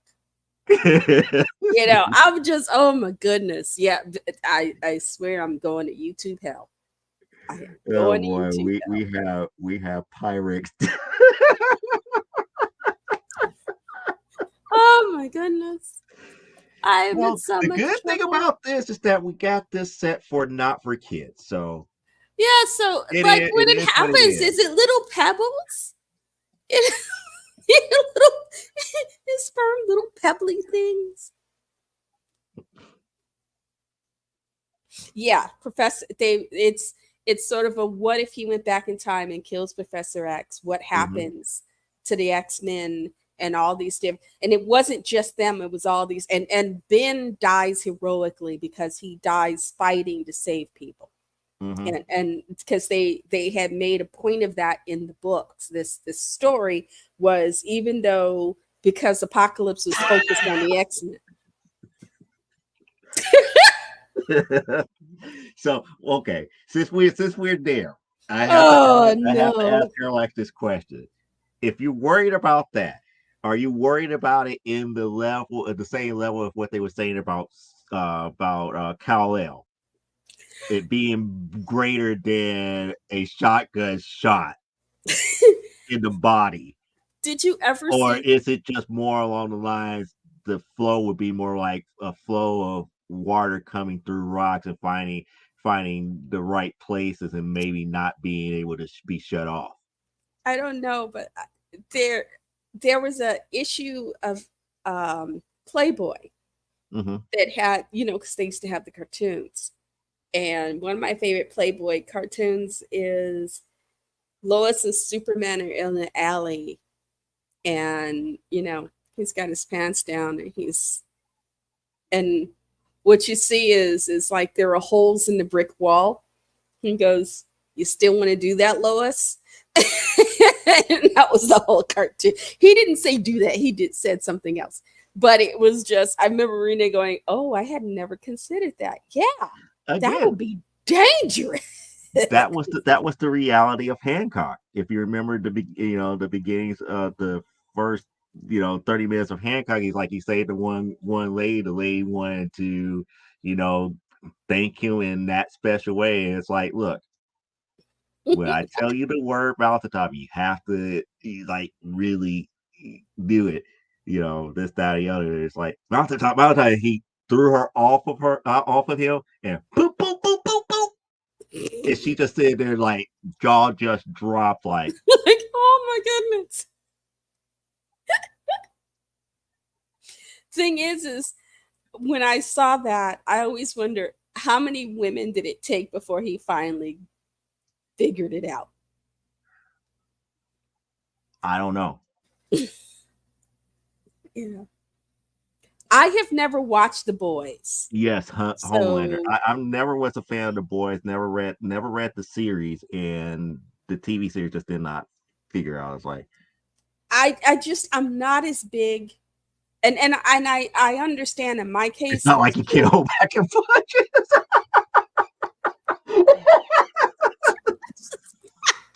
She has a point. She has but a there is a point. point where you So you kind of can't. feel yourself. It's not like you have a real back end type type mode in that. You can't hold it back and be like, okay, No, but you can feel when you're getting to that point, yeah. you know. This is why Where they you're say getting to that parallels point, it's like, could okay, not look, get Lois pregnant, you and you're not going to why survive if you Maximum go much wants them. farther. Yeah. Well, actually, he could, but he just, it's like going to the sperm bank. It Actually, would I be could like take going that to the back sperm bank. again. This is me knowing Superman and Superman lore and understanding technology. You could do it, but you have to get them doing it in a special condition. I'm just thinking if they were, because there are, I know they have the one where they now have this thing. DC has this, what if vampires took over? And I read that Hmm. series. They now have what if zombies take over? Hmm. And Kal-El gets infected with the zombie virus, and he's dying, and he spends his last moments encouraging his son. Hmm. Um, Encouraging John because John would John has to take his place to continue to fight. And I was like, oh yeah, he and Lois. It's like, yeah, but the friction alone could have set her on fire. But it's like, they wanted to have a baby. Well, I'm sure in the Fortress of Solitude they had equipment. That's all I'm saying. His and his daddy thought of a lot of things, and that would have been important because there would have been no other Kryptonian females other than his cousin like for that. So it's like surely daddy had something that they could they handle that, and they then would they probably could, have another red sun chamber that's there and to kind of make or it. yeah, it's like whenever Lois is in the mood, it's like I'm thinking it's a red Sunday, baby. It's like shit. Mhm. Okay. or or one of the weird ones where it's like, oh yeah, we gotta go find some pink kryptonite. What? There are so many types of kryptonite. I'm getting a headache now. Hmm. It used But to like you be said, that's we going had back two. in We just Superman had lore you had to understand green. what each kryptonite did to You him. had And like, green yeah, pink kryptonite and kryptonite, you he had probably red would be kryptonite. able to have full erection, have the same type of power behind it, but it would do nothing because of pink kryptonite. If she was like wearing something that had pink kryptonite on it, it It wouldn't would hurt him, but it soften would it. just It would weaken it. cut back his powers. Hmm. But then the question is, if he got her pregnant that way, well, yeah, because I guess it would apply. The baby would be a human Kryptonian hybrid. The delivery would be safe, but then once the baby was out and exposed directly to the sunlight, the powers would kick Again, in. the issues of Lois Lane's when that actually happened. It's like, you ruined my life, Superman, with this super baby.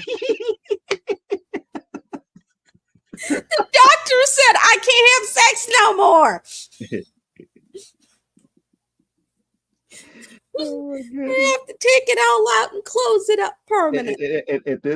These are the covers and stuff that I always tell Parallax. It's like we laugh at them because it's like it's so true if it actually happens. It's like she's always dreaming about being with Superman, but what if they had children and the children ran her ragged and all this other stuff? Because it's like, what's she gonna do with them? It's like they got superpowers, she don't.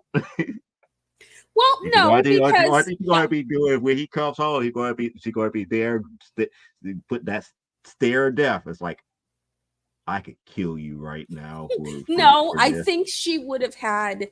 I think for the sake she would have had a couple of lead line things that had kryptonite. Hmm.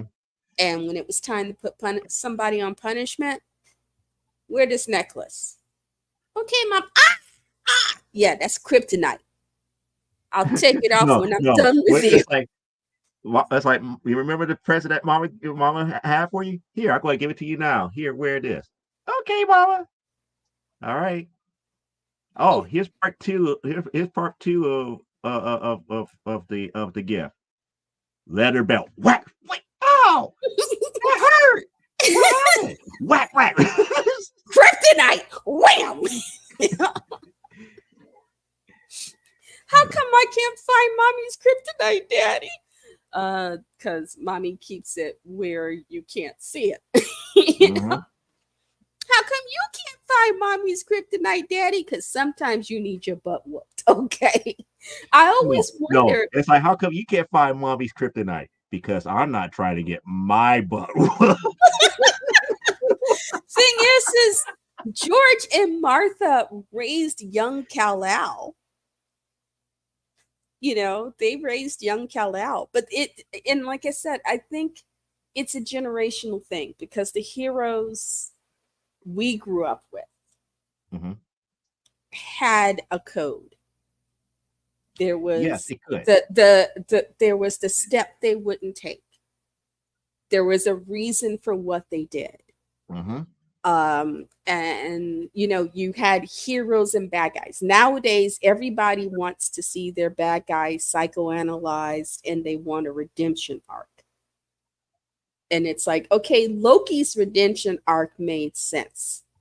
Tom Hiddleston was a smart enough man. He's a very well educated man. Um, and taking what they were giving him in the early movies, he was able in the series to sit down with the writers and bring it all together so that when we get to the end of his story, he's brought it all together because he was burdened with glorious purpose, but he didn't get it. And he had to go through certain things to understand the consequences of his actions, that his actions had real consequences. People died. Telling the dark elves, oh, go this way, why don't you? In the hopes that they'll run into Thor and make his life difficult, ended up killing his mother. Mhm.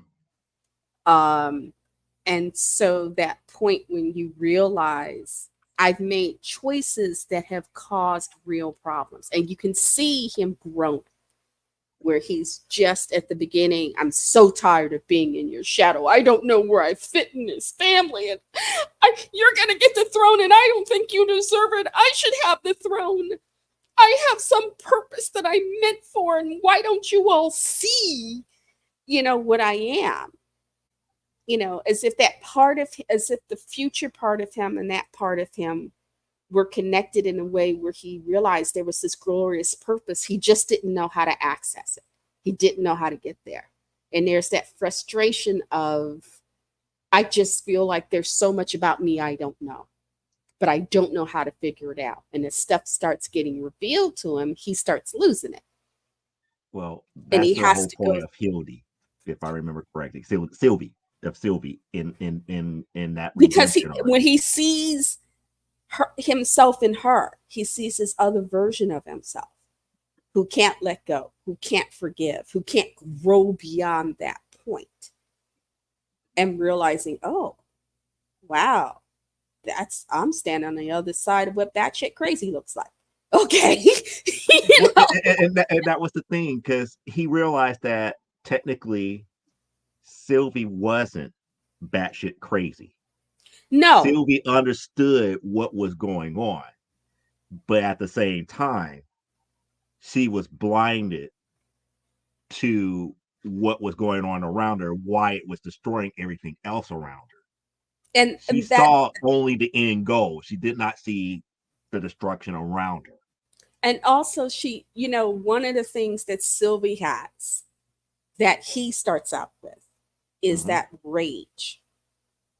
Why don't you understand what I'm trying to do? Why don't you see this my way? Why aren't you fair to me? It's very sort of them centric, because I think all the Lokis had that I'm burdened with glorious purpose, but they don't know what it is. And there's nobody because it's not like Kang is showing up at their door going, hey, here's a book, read this book and you'll know what your glorious purpose is. That's not how it goes. And so there is that frustration and that anger and that rage, that point where it's just mild irritation to total rage. I love Richard E. Grant's OG Loki. Mm-hmm. Because he's old enough and he's seen enough being where he is to go, I see a little more of this picture than you two do. And I know the way that you're going doesn't lead anywhere good. But I know I'm not the one who's going to finish this journey, but I'm going to make what I have count, because obviously you're going to finish. He's got enough understanding to say, okay, I'm not going to finish this journey, but they're going to go ahead. And for them to go ahead, a sacrifice has to be made. And it's because if you think about all those different Lokis as aspect of Loki, in the point at which it's like his mind, he loses his mind, that the whole Loki battle, when Kroki bites, Mayor Loki's hand off. I love that scene. It's just this whole, okay, it's right up there with I think it's the third Pirates of the Caribbean when Jack is in Davy Jones' locker and there's all those different Jacks in his head. They're not with him physically. It's all going on in his head. I kind of felt like, okay, it's like what Jack had going in his head, but it's physical now. It's actually physical. So Loki is like, at the end, it's what you get when somebody goes through, really good effective therapy. Because he comes out the other end going, okay, this is who I am. This is what, he can, as he goes through all these things, he starts to see the bigger picture. And that he's moved himself out of the way where he can see the rest of it. He understood it's like, I'm doing this not for me, because of the simple fact that the rest of these people deserve this too. The rest of the people I need to save as well. And these people matter. And I think that was the thing when we first meet Loki. It's all about me. I am burdened with glorious purpose. And it's anything to get, and the word to use, burdened, that it's a burden. I am burdened with, not I'm gifted, not I'm blessed, I'm burdened with glorious purpose. This thing is weighing down on him. And the further he feels, away from it, the more angry, frustrated, and enraged he gets. It just he can't see what it is, not realizing that part of the problem is he needs to get out of his own way. He has to see the bigger picture. And then once he can start seeing the bigger picture, it's like, oh, okay. And it ain't all just about me. It's never been all about me. It's never been. My purpose has not been to make me glorified. Yeah, it's a glorious purpose, but it's not to glorify me. It has a reason. It has a use. It has a requirement. I keep hoping that there will be, I guess there's at least 2 more Avengers films, the one that's coming up and then another one. I keep hoping at some point there's going to be that point where Thor finds Loki, or Loki reaches out and brings him there. Well, this is where I was hoping things would go. And let me deal with this comment here. This was dealing with Beanie.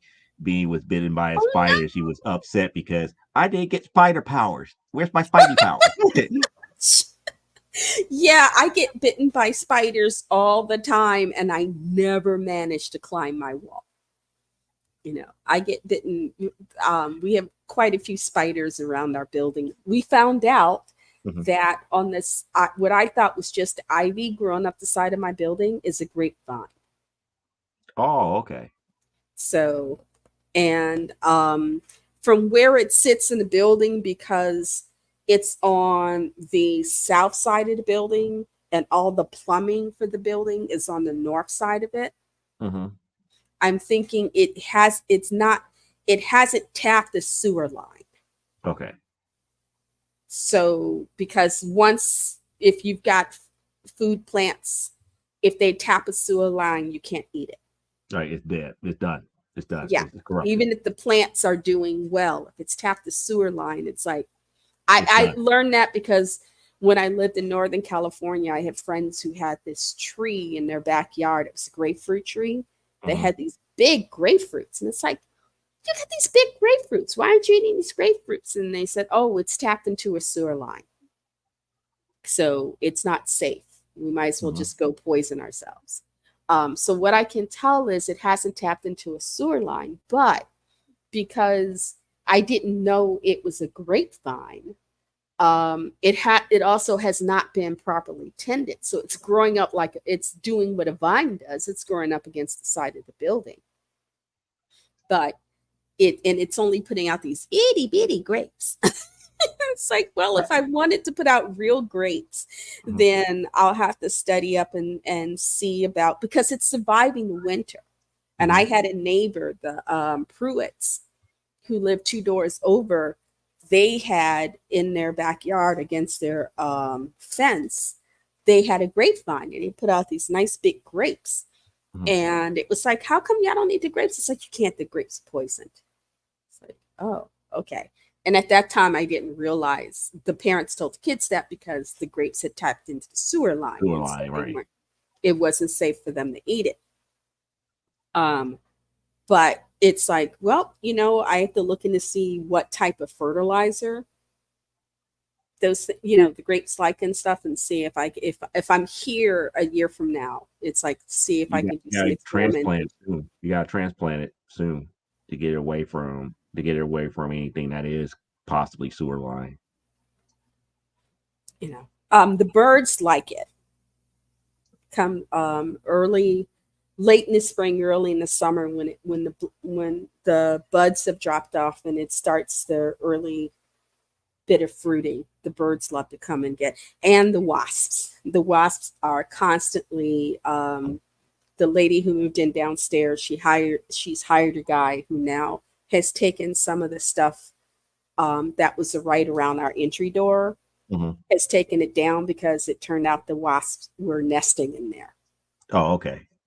So So they were. they were building their hives. They were building their hives because they would build those hives like that. Mhm. Any bit of paper. Next thing you know, it's like, how did they get a hive that quickly? They just that fast. And they were using the structure of the vines to create their hives. So they weren't creating a classic hive. It's lambdom hot dog peeps. Oh, Yeah, so she was talking about she made a ground lamb into a hot dog bun, and it's like, yeah, I've never had that. You know. see, there was an epic peach tree in Brooklyn that gave some awesome peaches. Yeah, Ooh. Did they? well, we hit our 2 hour mark already here. Oh my goodness! Yeah. Yep. So no reviews tonight here. We hit our 2 hour mark, but this has been fun because again we got to talk about books in a greater degree here. But let me finish my thought here about what you were saying about Loki, because the one cool thing about the end of the Loki series is that at the very end, he realized that he was tricked by Kang in the bigger Yeah. scheme of things.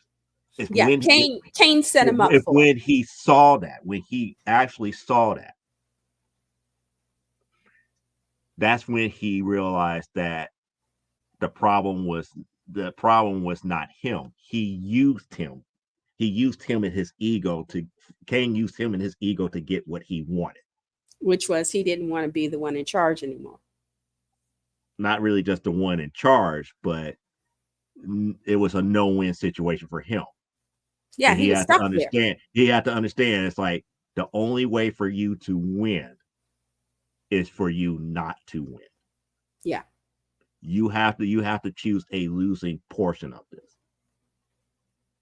or But everybody else perish. He was telling it's like everything you have done up to this point allows me to win. you Everything can't that you're beat trying to me. protect, So long as you you're have trying already to undone. win, so long as you're trying to win, you lose. Mm-hmm. You know. And that's when he figured out at the very end with all the it's like he had all the time in the world because again, he's in the time with the time variance and he was no longer tethered to time. Yeah. And eventually he figured it out. It's like, no, I have to go out there, I have to do this. And then when he saw that nothing that anybody could physically do to bring back that fissure together, the only person that could do it was him. Yeah. Because he was no longer tethered to time. And like I said, He that's was why the ultimate variant. So his greater purpose was to figure out that he was in his own way. and like I said, that's why I want to see. I don't know how they would do it, but I so would want to see this Loki and Thor connect so that he can say, I figured it out. This is my purpose. I figured it out. I'm at peace. I've made my peace with this. Whatever you might think you're seeing here, this was my choice. I figured it out. I'm okay because Thor's last view of Loki, outside of when they go back in time, is him being strangled to death by Thanos. Mm-hmm. That's his last memory of his brother going up against Thanos in an attempt to save Thor and what's left of their people. And I think that moment was like that point of, okay, he's reached that point. He's going on when you realize he's got the Tesseract and the TVA grab him. Okay, he's going on a journey there's no turning back from. He's already made that first choice that if it's me or them, because before then it was always it's me. And then it was like, well, okay, she's bigger and tougher and crazier than both of us. If we don't do something, Asgard's going to be lost anyway, but our people will survive. So we'll fight together. But it still wasn't, I'm going to sacrifice for the sake of. It isn't until that moment when he's facing Thanos in a fight he knows he can't win. It's like, that's when he makes that choice of, okay, I can't come back. I'm on a journey. Once I make this step, there's no turning back from this step. Wherever I go from here, this is the step that's going to get me to wherever I need to go.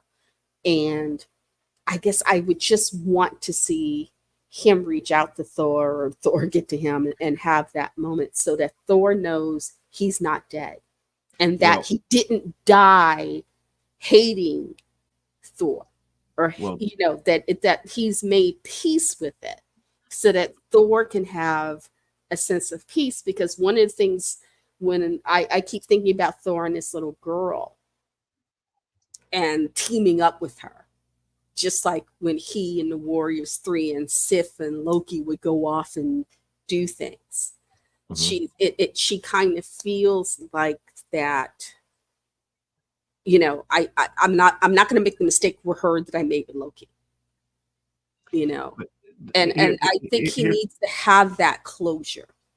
If for no other point, then he doesn't put more weight on that little girl than she needs. Here's where I would probably take out your hit Feige pillow, because this is where I feel the way that I feel. They're too much of a punk to not recast Jonathan Majors as King. That's the problem with this, because Yeah. all of that stuff was lined up. That was lined up to eventually happen. Because again, the major threat that was still out there was the rest of the Kings coming. And the thing is, it's not like black folks are tied to Kang the way we were to T'Challa. I Mm-hmm. actually just had a week ago a conversation where somebody's like, "Well, I don't understand why they couldn't recast T'Challa," and I had to explain what Black Panther meant to us as a people. Mm-hmm. Because yeah, we had Blade, but it wasn't quite the same thing. This was very much, this is a culture, these are people. Suddenly blurs became a word you could say without a sense of, irony or shame Well, to it gave it. He was it's like, yeah, you want a new Black Panther, you can get a new Black Panther, but T'Challa, you keep your hands off T'Challa, because I will otherwise come wherever you live, dig your mama up and smack her right in front of you. I will smack your mama's corpse and then set fire to it and make you eat whatever's left. It's like, you don't understand what that movie meant to us. not And not you not don't just that. I can put it in understand what, terms where they could understand it. and what it meant to us to see him in this role doing what everybody said he couldn't, because nobody was going to pay, nobody was going to fill the theaters to see this. It might appeal to a small group, but that was it. It wasn't Mm-hmm. going to be this thing, this cultural phenomenon that it was.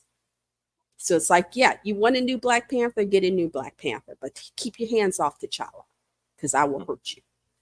And having to lay that out and say, this is why, this is why it matters. This is why it's important. This is why when Feige said we're not going to recast T'Challa, we were like, thank you. And that was key, He because didn't get busted for something. right. He died, and he didn't, and I have seen things and gone, oh shoot, yeah, you can see it now. You can see where this is where it's starting to take hold. It's starting to sap his strength. It's starting to tire him out. Because it's the same thing with Raul Julia when you was it Street Fighter. Mm-hmm. When you see him as in Bison and you realize, oh man, what he was suffering through to get this role done. And people are like, well, why does he work so hard? It's because he knew he had family left behind. He Mm-hmm. was leaving a wife and children behind him, and he wanted to make sure he'd done enough work where if they lived frugally, she didn't have to need food stamps.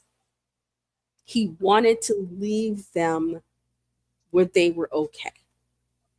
He was trying to provide for his family. And I think it was the same thing with Raul Julia. He was, because all those treatments are not cheap. No, And it's by no just, means. yeah. So it's sapping away what money he's already got set aside for all these treatments. And it's like, I didn't want to work. I've seen people die from cancer. So it's like, he's tired. He doesn't want to do this, but he knows if he doesn't, there won't be anything. Once they're done paying off the medical bills and and whatever taxes and there's nothing left for them. They Mm-hmm. have just enough to get up and say, well, we ain't got nothing, but we don't owe nothing. Mm-hmm. And then where do they go? Who provides for his children's education? Who makes sure that his wife has something? So these men worked themselves to death to make sure that the people they loved were okay. And I still go back and think about his last quote in his last interview, talking about, oh, what's going to happen with Black Panther 3. It's like, I won't be around for Black Panther 3. And everybody laughed and giggled, this, that, and the other, and he was being truthful. I won't be around for Black Panther 3. He's trying to tell him, it's like, He's trying to. I'm not gonna make. My journey doesn't go that far. mm-hmm. He You was know, trying to tell him there. and like I said, it's. I think it's the way in because it feels like he was taken from us. We lost him. Even though he told us that's not going to It happen. was, but it's still it doesn't make the pain any less. Right. You know. And when the movie first came on streaming services, I couldn't watch it right away. I had to give myself some time.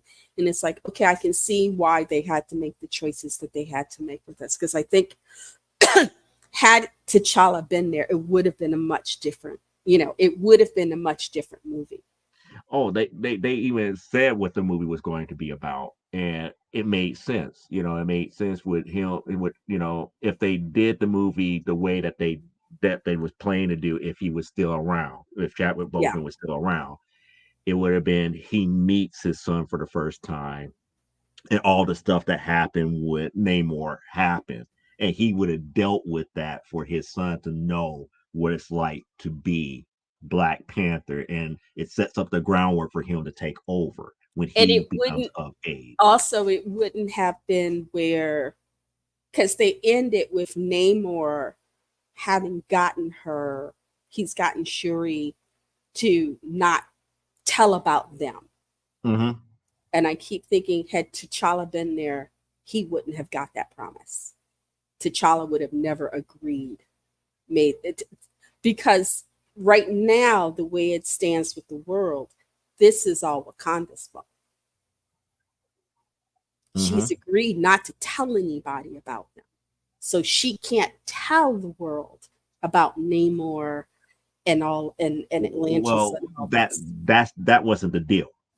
The deal was we're your first line of defense. And if you tell, We can't tell. We can't tell if we're your first line of defense.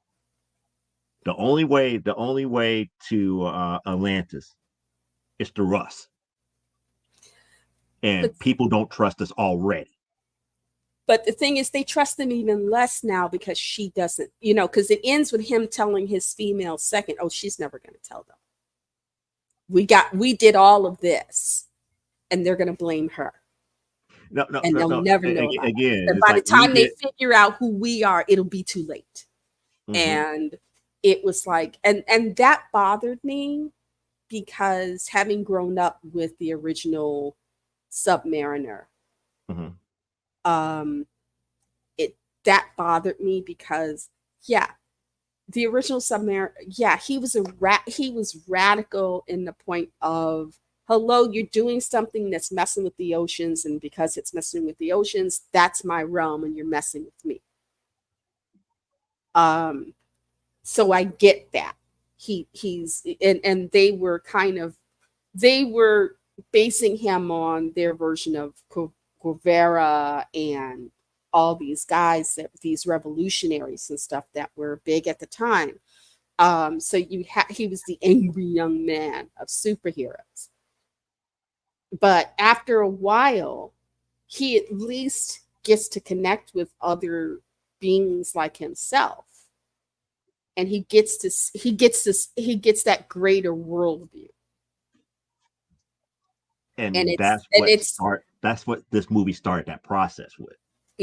But it started through Shuri. But it still ends on a note that makes him very sinister, which I'm not happy about. I wouldn't say sinister. Makes him somewhat sinister, but cynical. He's cynical, but not sinister. He's sinister. Not sinister. He's sinister. I wouldn't say sinister, but cynical. I view him as sinister. And watching that Namor in the film, it was like, okay, I don't see him as an ally. And I wish she could see him. Yeah, he was smart. It's like, come to Atlantis. Come see how we live. Come see what we have. Because it makes it harder for her to then have to fight against him. They're just folks like us, blah, blah, blah. But it makes it a little harder. But, and the fact that she makes that promise, now she has to live with it. Well, There are consequences that are going to be very hard for the her to deal with. consequences are hard only because they're both lived through the exact same thing. When you really look at it, when you put it, apples to apples, everything that he'd been through as a young child, being the way that he was, But the and thing, surviving with his people and not having his mother and all this other stuff and having, the people that he care about wiped out. so he does to her He the did it to her, he does to her what was the and thing she he was ended up moaning beating and groaning about that was done to him. He turns around and does to her. I have no respect for that. I have absolutely no she respect for still that. beat the mess out of him and still showed him mercy. That was the thing that But he he didn't had learn anything respect from it. for. He But didn't yet learn his anything. cynical, like you said, his mindset is still cynical enough to the world where he's like, we have at least one ally now. And his people are still like, we can't trust them. So he still have to think in those more, if I could say, non-friendly terms in military aspect of it. But at the same time, I wouldn't trust him either. If I was sure, it's like I can't really trust him. But when you have a war pact like that, you have to stand by it, because what do you really want the people of Atlantis coming onto the earth, onto the surface, and causing war? And our people barely stood up against them, and we're the best of the best on the earth at what we do. The United States cannot stand against this. The United States could barely stand against the sonic weapons and stuff that they had. But what I'm saying is, everybody who's looking at what happened, they're not seeing Namor and his group. They're looking at Shuri. They're looking at Wakanda. This is your fault. There, Mm-hmm. and she can't get up. She has no defense for her people. He has put her in this very bad situation. And then he gets to run his butt off to Atlantis. No, to me, it just, I do not like him. And my hope is that there'll be a movie where a great white shark will bite part of his butt off. And maybe then Well, he can what grow a I'm hoping for, brain. and we're probably going to end here because we're about to get into like the 2 hour 30 mark, but we're going to end here and we're Okay. going to put a pin in it. What I'm hoping for, movie wise, we get to the Illuminati, and when we get to the Illuminati, he actually has to pay penance for it. Because again, when we get to the Illuminati, if they actually get this far along in the Marvel universe and the MCU, when we get a finally good Fantastic Four. But that'll be so far off that by that point, now is when he needs to be making up for it. Some Because, off time in there, they will probably do it in such a way where it will not matter. And well, that's here's the the part thing. that hurts. What hurts Wakanda is the fact that those higher up in the world governments now know something went down. The United States, according to Wakanda Forever, knows exactly who did what. Oh, And because what's and his name and, is and, there and and the he has to Wakanda tell general them. and the Wakanda general saved the one contact from being exposed, Martin from the Freeman's Louise character, the, the Louise Louise Dreyfus character, which I couldn't stand in that. Julia Louis Dreyfus. Yeah. So her character is the one that to me is even more sinister than anything else, because now she knows that they exist and she controls a lot more than what she lets on to. So that could open up the door for things like in the Avengers and in possibly a Fantastic Four and a couple other movies where they could skirt around Wakanda to try to get to them. But the question is, what is Wakanda going to do if they did do that? And see, my feeling would be let him get his butt hurt a bit. If you've got the ability to hurt us, hello, I'm done. your team let Namor get his comeuppance. Yes, yes. Somebody needs to I'm pull not his I'm not I'm pants. not I'm not Somebody I'm not, needs to I'm pull not down them against little that. shorts and whack his butt good. I'm not And, against that. I'm not against and that. yes, And I like I said, cheered.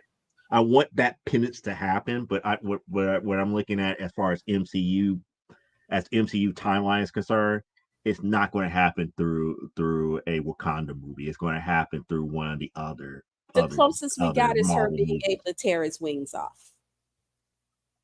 The closest we got is I think it's going. I probably think it's going to happen just before they start thinking about doing Illuminati. it'll be interesting Because to see. again, we still have to. I'm still waiting for Fantastic Four because without Fantastic Four, you can't do Illuminati because True. we need to read Richards. We need Reed, yeah. We need Reed. Unless they're gonna, unless Feige's gonna, but they like I said, as I stated earlier, they retcon things for the movies that shouldn't be. Right. I And mean, as considering that there's someone no Iron Man, they're going to retcon no Iron Man, but they still have Illuminati. I saw, I finally watched the two Dune films, Mm-hmm. and I've read all those books. Dune Messiah, Children of Dune, God Emperor, Charterhouse Dune. I've read all those books. The Chani, and I like Zendaya. First, let me say I like Zendaya. I think she's adorable, and the fact that she is so supportive of Tom Holland. When they're in interviews together, he gets nervous sometimes, and she'll sit there and she'll take his hand. Mm-hmm. Like, you're not by yourself. You're okay. I'm here. She's a very strong, confident young woman. If they ever decided to retcon the X-Men, she would be my first thought as Storm. I could see her making a phenomenal Storm, and she would wear the blue contacts. But the Chani she portrays in the movies is not the Chani in the books. The Chani she portrays is a revolutionary. She's angry. And by the time the situation of the second movie happens in the book, they're already a couple. They're in love.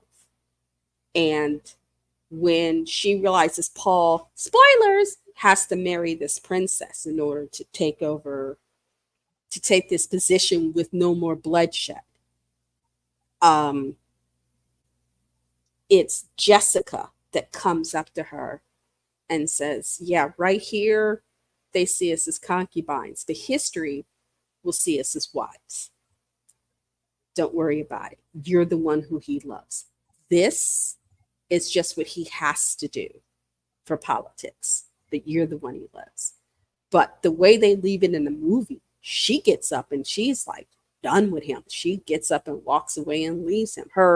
She is told, as much as they have an attraction for each other because he's been dreaming about her, she totally doesn't agree with what's going down, the things he has to do to become Muad'Dib, to become the emperor and stuff. She is constantly bucking against. And it's like, okay, that is not the Chani of the books.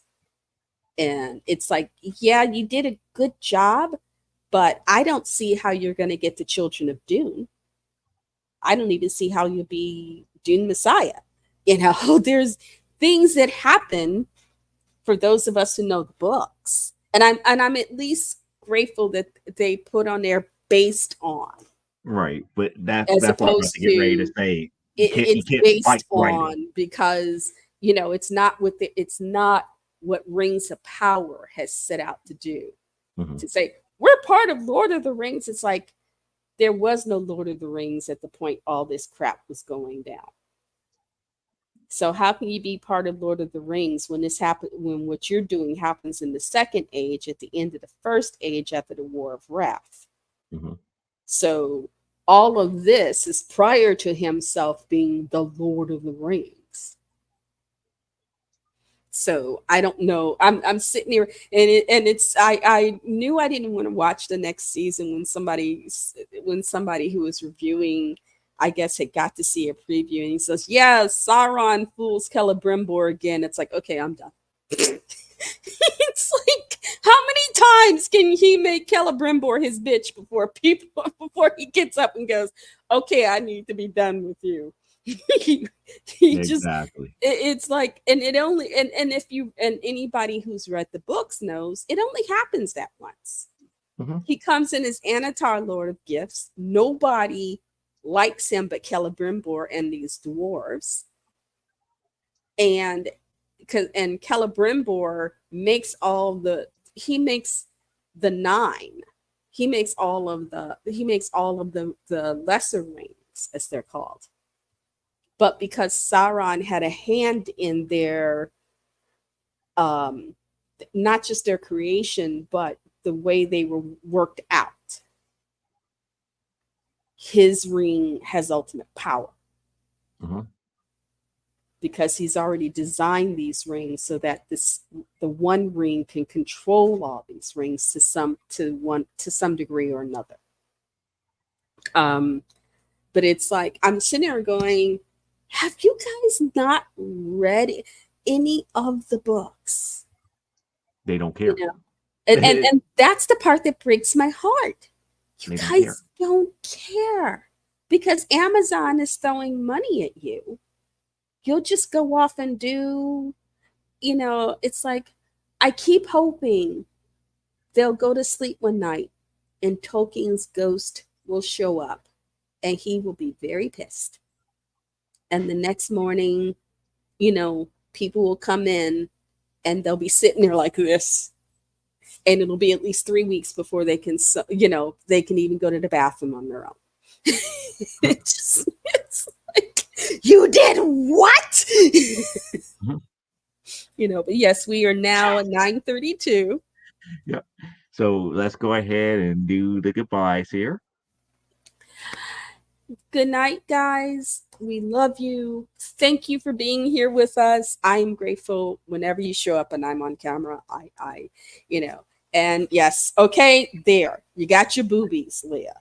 All right. Anyway, you can find me here. You can find me on my own channel, Elaine Haygood. You can find me at lenscaponline.com. I'm Elaine Haygood, also at Facebook. So you can find me. You can find me at LinkedIn. Don't come find me at Pinterest. I sometimes do naughty things there. Okay. But naughty things can be good.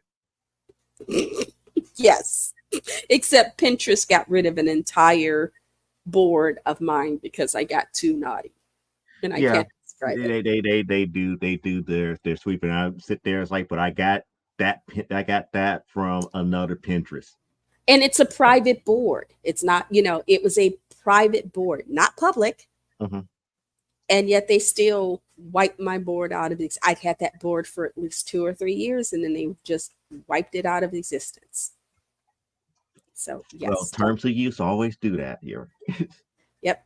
So, whoop. Nope. There we go. Love you guys. Catch you next week. Bye. Okay. Bye. So now this has come to an important part here because we couldn't do this show without a special friend of ours. And unfortunately, I don't have any of his materials in print, but friend of the show, Jeffrey Hayes, is also a supporting sponsor of Comic Book Spectrum. He does a lot of graphic work for authors, comic book creators, and everything. And if you like what he does, I want you to go ahead and take a gander at this particular video because it explains, well, I shouldn't say explains, but it shows you the type of work that he can do for you to have that ultimate cover to sell your book, your comic book, your book of poetry, anything that is that needs graphics. He's the guy, Jeffrey Hayes, over here at Plasma Fire Graphics. If you don't believe me, look at this video.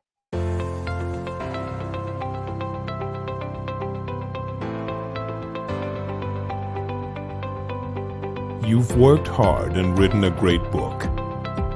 Now, it's time to give it a great cover. If you're an indie author or small press publisher, Plasma Fire Graphics is your source for affordable cover illustration and graphic design.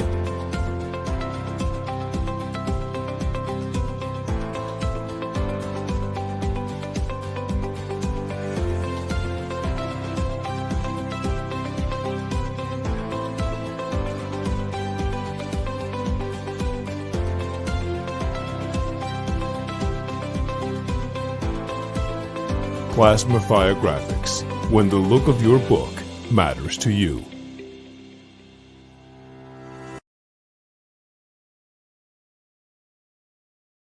That right there is award-winning graphics at its best here. Because why? Jeffrey Hayes, I think it's what, almost 4 years running, has won the award for best cover design for Pulp Factory Awards 4 years running. 4 years. The man knows his stuff here.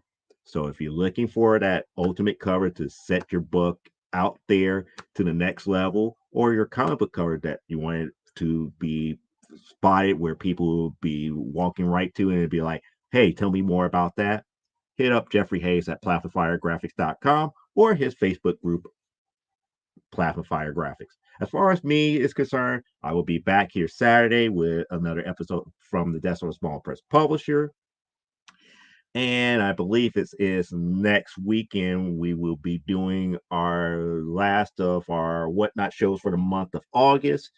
Uh, After that one, I believe our next whatnot show would be, see, the 24th will be our last one in August, and our first one on in September will be the 14th. So we got a little bit of a rest here after the 24th, after the 24th, before we do our first whatnot in September, which would be the 14th here.